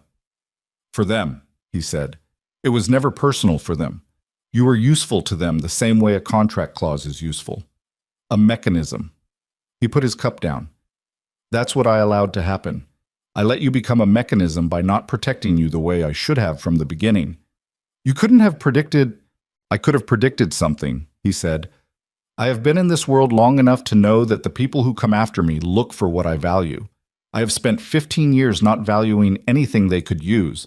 And then I brought you here and I valued you, and I told myself I had managed the risk and I was wrong. The kitchen was quiet. She said, Are you apologizing? Yes, he said. That's what I'm doing. She looked at him, at the exhaustion and the rain-dark shoulder of his jacket and the hands around the coffee cup and the particular quality of his face when he was not managing anything. Not the operational version, not the controlled version, just Min Jae at almost 5 in the morning having said the thing he meant without construction around it. She said, I'm not going to tell you it was fine, because it wasn't. I know. I'm going to tell you that I made choices too, she said. I got on the plane. I said yes to the call. I said yes in the workroom when you asked me to trust you. Those were my choices. I don't want you to carry them like they were things that happened to me. He was looking at her carefully. I'm a grown woman, Min Jae. I walked into this with my eyes open enough. She paused. Not fully open, but enough. He breathed. It should have been fully. Yes, she said. It should have. And next time it will be. She let that land. The next time, the assumption embedded in it, the thing it meant about what she thought the future looked like. But I'm not leaving because of what happened. I want to be clear about that. He was very still. I'm not running, she said. I thought about it. I sat at that desk for 3 hours and I thought about it seriously. whether the cost is too high, whether I'm the kind of person who can live adjacent to your world and not lose myself in it. She turned her cup in her hands, and the answer I kept coming back to is that I've already been living adjacent to your world for 5 weeks, and I haven't lost anything. I've actually... She stopped. She started again. I built something in that penthouse, not just the design, something else, and I'm not walking away from it. Min-jae sat across from her and said nothing for a long moment. Then, "What are you afraid of?" She looked at him. The question was direct and quiet, and it deserved the same. "That eventually this ends," she said. "That eventually the empire pulls you back and the danger recalibrates, and I'm a variable again. Not for your enemies this time, for you. That I become the thing you set down when the world gets heavy enough." He held her eyes. "Derek set me down," she said, "after 4 years. I gave him everything, and he set me down for something that was easier." Her voice did not waver, but it was close. "I cannot survive that again. Specifically, I cannot survive that from you. So before anything else gets said or decided, I need you to know that's what I'm carrying." The kitchen was entirely silent. Min-jae stood up. He came around the table and he crouched in front of her chair, not standing over her, not across from her, but at her level, eye to eye, the way you position yourself when you need someone to know you mean exactly what you're about to say. "I have not made many personal decisions in my life," he said. "Almost none. The things I have chosen have been strategic, calculated, managed." He held her eyes and did not look away. "I did not choose to bring you here because of the penthouse. I chose to bring you here because of 14 minutes in a ballroom when you were bleeding internally and you stood there and you did not let it break you. And I thought, that is a person. Not a situation, not a variable. A person who knows how to carry weight without dropping it." He paused. "I chose you. That is not a calculation. That is not going to recalibrate." She breathed. "I have crossed uncomfortable territory to say that," he said, and the slight formality of it, the particular construction of the sentence that was Min-jae's English at its most precise, because he was most precise when things mattered most to him, it was the most human she had ever heard him sound. She said, "Okay." He waited. "I said okay," she said, and the thing behind her eyes was warm and complicated, and she did not try to stop it. "That means I believe you. Don't make me say it a third time." Something moved across his face. The thing she had been seeing the edges of for 5 weeks. The thing adjacent to a smile. The involuntary shift that happened when he was too tired and too honest to contain it. It was not a large expression. It didn't need to be. He stood up and put his hand out, and she took it and stood up, and they stood in the kitchen of the safe house in Yongin at 5 in the morning, with the persimmon tree going slowly gold in the first actual light of the day, coming through the window. And she thought, this is a beginning. Not the beginning, they had had that 14 minutes in a ballroom, but a beginning of the thing that came after the cost had been paid. She said, "Go sleep." "I'm fine. You have not slept in 3 days and you're holding a coffee cup like it's the only thing keeping you upright," she said. "Go sleep. I'll finish the primary suite plans, and when you wake up, we can talk about going back to the tower." "Hyunji called twice yesterday," he said, with the specific tone of someone who knows they are being redirected and has decided to let it happen. "I know. The bathroom tile supplier pushed back on lead time. I have a solution. I'll handle it." She took the coffee cup out of his hand. "Sleep." He looked at her for a moment, then he went. She stood at the kitchen counter and listened to his footsteps on the stairs, and heard the door of the room at the end of the hall, and then heard nothing, and she stood there alone in the kitchen with the first light coming through the window and the city waking up somewhere beyond the persimmon tree. And she breathed. She was still here. Song Tae-won was handled quietly. Yoon Dae-sung came to Yongin the following afternoon and told Min-jae in the study while Nia was on a call with Hyunji about tile. She heard the low register of the conversation through the wall and did not try to hear the words. When Yoon left an hour later, he passed through the main room, and she was at the table with her laptop, and he stopped. "Miss Holloway," he said. She looked up. He looked at her for a moment with the flat evaluating eyes, and then he said, "The tile supplier in Insadong for the second bathroom. They have a second shipment coming in Thursday. Better lead time than Park Materials." She held very still. 98% of the first option, he said. Not 92. She said, "How do you know about the tile suppliers?" "I know everything about this building," he said. "It's my job." He walked out. She looked at the doorway he had left through for a long moment. Then she opened her laptop and sent Hyun-ji the Insadong supplier contact and told her to call Thursday morning. Yeah. They returned to the tower 6 days after leaving it. The Maritime Authority filing had gone through on day 3. Min-jae had told her matter-of-factly over breakfast, "The way you report weather." And the operational response from Chang-Lu had been, per Yoon's monitoring, silence. Not the silence of regrouping, the silence of a door closing. Wei Guochen had other corridors, other interests. The cost-benefit of continuing pressure on Kang Min-jae had shifted below whatever threshold he operated on, and the mechanism had been set down. Nia had sat with that word, mechanism, and then she had let it go. She was not a mechanism. She was a woman who had been briefly useful to someone else's leverage play and was now no longer useful to it, and that was a fact about their intentions, and said nothing about her. She let it go. The penthouse on the day she walked back into it was different than she had left it. Not because anything had changed. The work was exactly where she had left it. The terracotta wall, the limestone counter, the credenza level and solid on its shim. But the light was different, or she was different, or both. She stood in the center of the main living area and turned slowly the way she had on the first day. And what she felt was not the first day assessment of a professional looking at a problem. It was something closer to recognition. She had made this space breathe. It was still in progress. The primary suite wasn't done. The second bathroom was waiting on tile. The study remained untouched because that was Min-jae's scope to decide whether he was ready for. But what was done was real. It had warmth. It had point of view. It felt, for the first time in 12 years of this building existing, like somewhere a person actually lived. Min-jae came in from the office wing and stopped in the doorway of the main room the way he always did, and she watched him do the same thing she had just done. The slight pause, the re-registration of a space he knew, but that kept being different from what he expected. "The cushions," he said, "arrived this morning." Hyun-ji signed for them. He looked at the sofa. The cushions were a deep, muted green, a complement to the terracotta wall that she had been searching for since week 2. And they were in the right place and at the right scale, and they transformed the sofa from a piece of furniture into something you might actually choose to sit on. "They're right," he said. "I know they're right," she said. "I've been looking for that color for 6 weeks." He crossed the room and sat on the sofa. He sat back against the cushions and looked out through the floor-to-ceiling glass at the Seoul skyline, and she watched him do it. Watched him settle into the space she had made, watched the particular quality of a person who has never known how to be at rest in a room finally finding the approximation of it. She sat beside him, not adjacent, but close.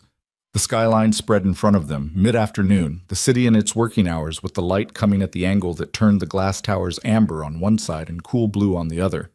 He said, "The primary suite." 2 weeks, she said. "Maybe 10 days if the tile comes through Thursday." "And then?" She looked at the skyline. "And then the project is done," she said. "I go back to Chicago. I rebuild the client list. I use the money from this job to shore up the firm, and then I figure out the next step." He was quiet. "That's the plan I came here with," she said. "It's still the plan." "Is it?" he said. She looked at him. "I'm not asking you to change your plan," he said carefully. "I'm asking if the plan you came here with is still the plan you want." She thought about Chicago, the apartment she had not been back to, the drafting table and the mood boards and the neighbor's cat, the client she needed to rebuild trust with and the industry contacts who had heard Derek's version of things and needed to hear hers. The life she had been constructing for herself before a man in a ballroom in November had looked at her and seen something she hadn't given him permission to see. She said, "I want the firm. That's not negotiable." "I know," he said. "I want the Chicago practice. My own work, my own clients, my own name on things." "I know that too." She turned to look at him directly. "What are you actually asking?" He met her eyes. "I'm asking if Chicago has to be the end of this, or if it can be the next part." She held very still. "I'm not asking you to give anything up," he said. I'm asking if there's a version where you build what you want to build, and I am also part of the frame. A pause. I am aware that I don't know how to do that yet. I'm aware that the domestic version of my life is undeveloped. You burned eggs, she said. I burn everything, he said, with the seriousness of a man making a complete factual disclosure. I have burned everything I have ever attempted to cook.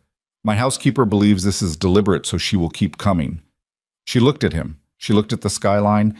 She looked at the cushions she had found after 6 weeks of searching and the limestone counter and the wall she had painted the right color on the third try. She said, Seoul half the year, Chicago the other half. He held the stillness he always held when something mattered.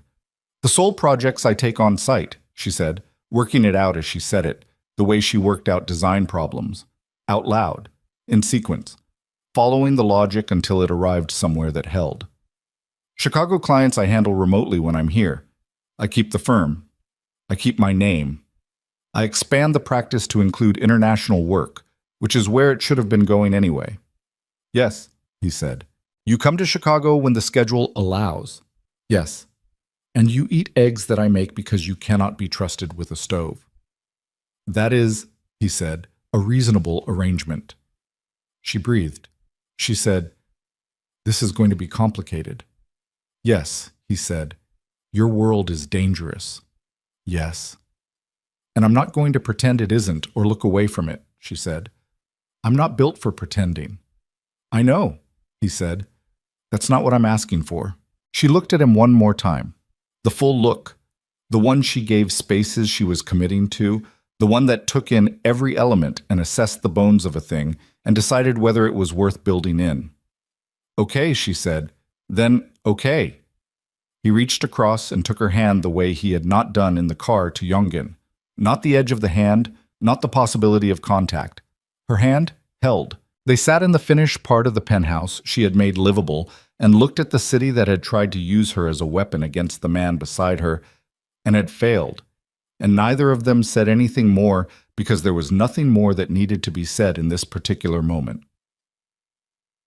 1 year later, she came back to the Blackstone. Not in Chicago. The Blackstone Hotel in Chicago had been renamed and rebranded and was now something else. But there was a Blackstone charity gala hosted under the same organizational banner in a new venue on Michigan Avenue, and the invitation had arrived 3 months before through a channel that was no longer the indirect 2 degrees route it had been the first time. She wore the burgundy dress. She had taken it out of the closet 2 weeks before and looked at it for a long time. And then she had taken it to the alterations shop and had the neckline adjusted slightly. The waist let out a 1/4 inch because she had stopped skipping meals when she was anxious. She wore the earrings that were too expensive for most events. She wore her heels. She had 4 active projects in Seoul and 2 in Chicago, and a 3rd Chicago project in discussion with a developer who had seen the penthouse tower feature in an architecture magazine, the public, legitimate version of Min Jae's holdings, and had wanted to know who had done the residential work. Her lawyer had recovered 70% of the joint account funds. The remaining 30% was still in litigation, but her lawyer was not optimistic, and she had decided she was done waiting for it. She had built past it. The money was a fact of a chapter that was over. Min Jae was beside her when they walked in. He did not wear a name tag. He did not need to. The room registered his presence the way rooms always registered his presence. A slight adjustment, a recalibration, the particular quality of attention that moves through a crowd when someone enters who carries weight whether they choose to display it or not. He wore charcoal, because of course he did. She saw Derek from across the room within the first 20 minutes.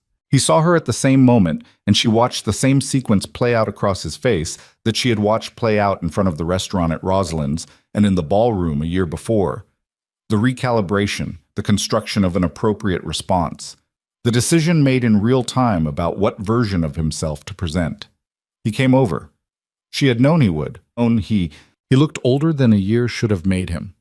The relationship with Chloe was over. Priya had told her months ago without particular satisfaction, just as information. His firm had restructured, which was the word people used when clients left. He was still handsome, still carried himself with the ease of someone who had never had to work very hard for a room's approval, but the ease had something hollow in it now, the way old confidence looks when the thing that fed it has been removed. He said, "Nia, you look, you look incredible." "Thank you, Derek." His eyes moved to Min Jae. He held them there for a moment, and she could see him remembering. The ballroom, the suit, the champagne-stained sleeve, the way Min Jae had said your loss with the casual devastation of someone stating a geological fact. "Good to see you," Derek said to Min Jae, with the particular warmth of someone who does not feel warm. "Hmm?" Min Jae said. Derek looked back at her. He said, with the specific tone of a man who has been sitting with something for a long time and has finally decided to say it, "I made a mistake, Nia. I know that now. I knew it. I think I knew it before I even finished saying it. I just—" He stopped. He tried again. "I handled everything badly. The money, the timing, the way I left." She looked at him. She thought about the bathroom floor, the Portugal bookmarks deleted one by one, the card in her clutch that said 4 years feels like the beginning. She thought about all the weight of it, the real weight, not the story version but the actual experience of it at 2 a.m. on cold tile. She said, "I know you did." He waited, perhaps for something else. Absolution, anger, the drama of a reckoning. She gave him neither. "I hope the next thing is better," she said, "for both of us." She meant it. She discovered, saying it, that she genuinely meant it, not as a performance of magnanimity, but as a fact. She did not need him to have suffered. She did not need him to have failed. She needed nothing from Derek Vaughn at all, and the absence of that need was the lightest she had felt in longer than she could calculate. She touched Min Jae's arm and they moved on. Behind them, she did not look back. 6 months after the gala, Min Jae attempted to cook again. It was a Saturday in Seoul, mid-morning, and Nia was at the drafting table she had installed in what had been the generic study, the one scope she had eventually been given access to, 8 months into the project, when Min Jae had come into the room one evening and looked at it with the expression she now recognized as him deciding something, and had said simply, "This room too." She had taken 3 days to find the right direction for it, and then she had worked faster than any room in the penthouse, because she understood by then what he needed from a space to actually use it. She was reviewing the elevation drawings for the Chicago project when she smelled smoke. She put the drawings down. She went to the kitchen and found him standing at the stove with a pan that had developed ambitions beyond his supervision, and the expression on his face was the expression of a man who had approached the situation with genuine confidence and was confronting the limits of that confidence in real time. She took the pan off the heat. She looked at what was in it. "What were you making?" she said. "Your mother's chicken recipe," he said. "I found it written in the back of your site notebook, the one from the Mapogu warehouse." She looked at him. "I was attempting it," he said, with the precision of someone carefully selecting a past tense. She looked at the pan. She looked at him. She looked at the recipe card she could now see on the counter, her own handwriting, the card her mother had given her when she left for college with the instruction not to lose it. She said, "You've been practicing this." "For 3 weeks," he said, "in the mornings when you're doing site calls." "You've been cooking in secret for 3 weeks." "Attempting," he said again. She looked at the pan, at the card, at him. She said, "Move over." She stood beside him at the stove and they made it together, her correcting the heat and the timing, and him following with the focused attention he brought to everything that mattered to him, and the kitchen filled with the smell of something right, her mother's recipe, the one she had made on Sunday afternoons in the apartment in Chicago when she needed the particular comfort of something familiar. They ate at the counter. The penthouse around them was finished and full of light, and the cushions were the right green, and the window in the primary suite breathed the city, and the study had the right lamp, and the limestone was unmarked, and the terracotta wall was the exact color it had always needed to be. After a while, Min Jae put down his fork. He reached into the pocket of his jacket, which was hanging on the back of his stool, and he set something on the counter between them. She looked at it. It was a ring. Not a large one, but not the kind that announces itself. A single stone, dark and precise, in a setting that was architectural rather than ornamental, the kind of thing designed by someone with a strong opinion about proportion and restraint. She looked at the ring. She looked at him. He said, "I had it made by the craftsman in Gyeonggi province." A pause. "The one who made the credenza." She breathed. "He had strong opinions about the setting," Min Jae said. "I deferred to his judgment. He was correct." She said, "Are you going to ask me something?" He looked at her with the full weight of a face that had stopped managing what it showed, sometime in the past year, around her, in the specific context of moments that mattered. "Nia," he said. Her name, Bear, the way he had said it the first time beside the credenza and every significant time since. "Will you marry me?" Not with the rising inflection of a question, as a statement of intent with a space left for her answer. She looked at the ring on the counter between them, at the chicken her mother had taught her in a kitchen in Chicago, at the man who had tried to make it in secret for 3 weeks and had burned it and tried again and burned it again and kept trying because he had decided it was worth doing. She said, "Yes." He picked up the ring and held it and looked at her hand for a moment before he put it on, the way he looked at things he was committing to, fully, without reservation, the way she had learned to recognize as the most honest thing about him. He put it on her hand. She looked at it. It was the right proportion. The craftsman had been correct. She said, "The next time you attempt something in this kitchen, you tell me first. I don't require assistance." "You burned it for 3 weeks." "I was troubleshooting," he said. She looked at him, and the thing behind her eyes was warm and complete, and she did not try to manage it or keep it at a careful distance or name it into something smaller than it was. She said, "I love you." He looked at her. "You don't have to say it back right now," she said. "I know." "Nia," he said. "I know your face," she said. "I know." He reached across and turned her hand over, the one with the ring, and held it palm up for a moment, and then he said it, quietly, without construction, in his precise English with the formal consonants that meant he was being more careful than usual because it mattered more than usual. "I love you," he said. "That is not a calculation," she smiled. Not the small one, not the professional one, not the one she used when she needed to hold a room. The real one. The one she had been withholding for 31 years from anyone who hadn't earned it. "I know," she said. "That's why I'm still here." Outside the floor-to-ceiling windows, Seoul did what it always did. Blazed and moved and breathed in its enormous and different beauty, 40 stories below two people who had found each other in the wrong moment and stayed through every cost of it. The city didn't notice. It didn't need to. What was built inside those windows, slowly, room by room, argument by argument, 5 in the morning kitchen table by 5 in the morning kitchen table, was not for the city. It was for them. And it was, for the first time in both their lives, exactly enough.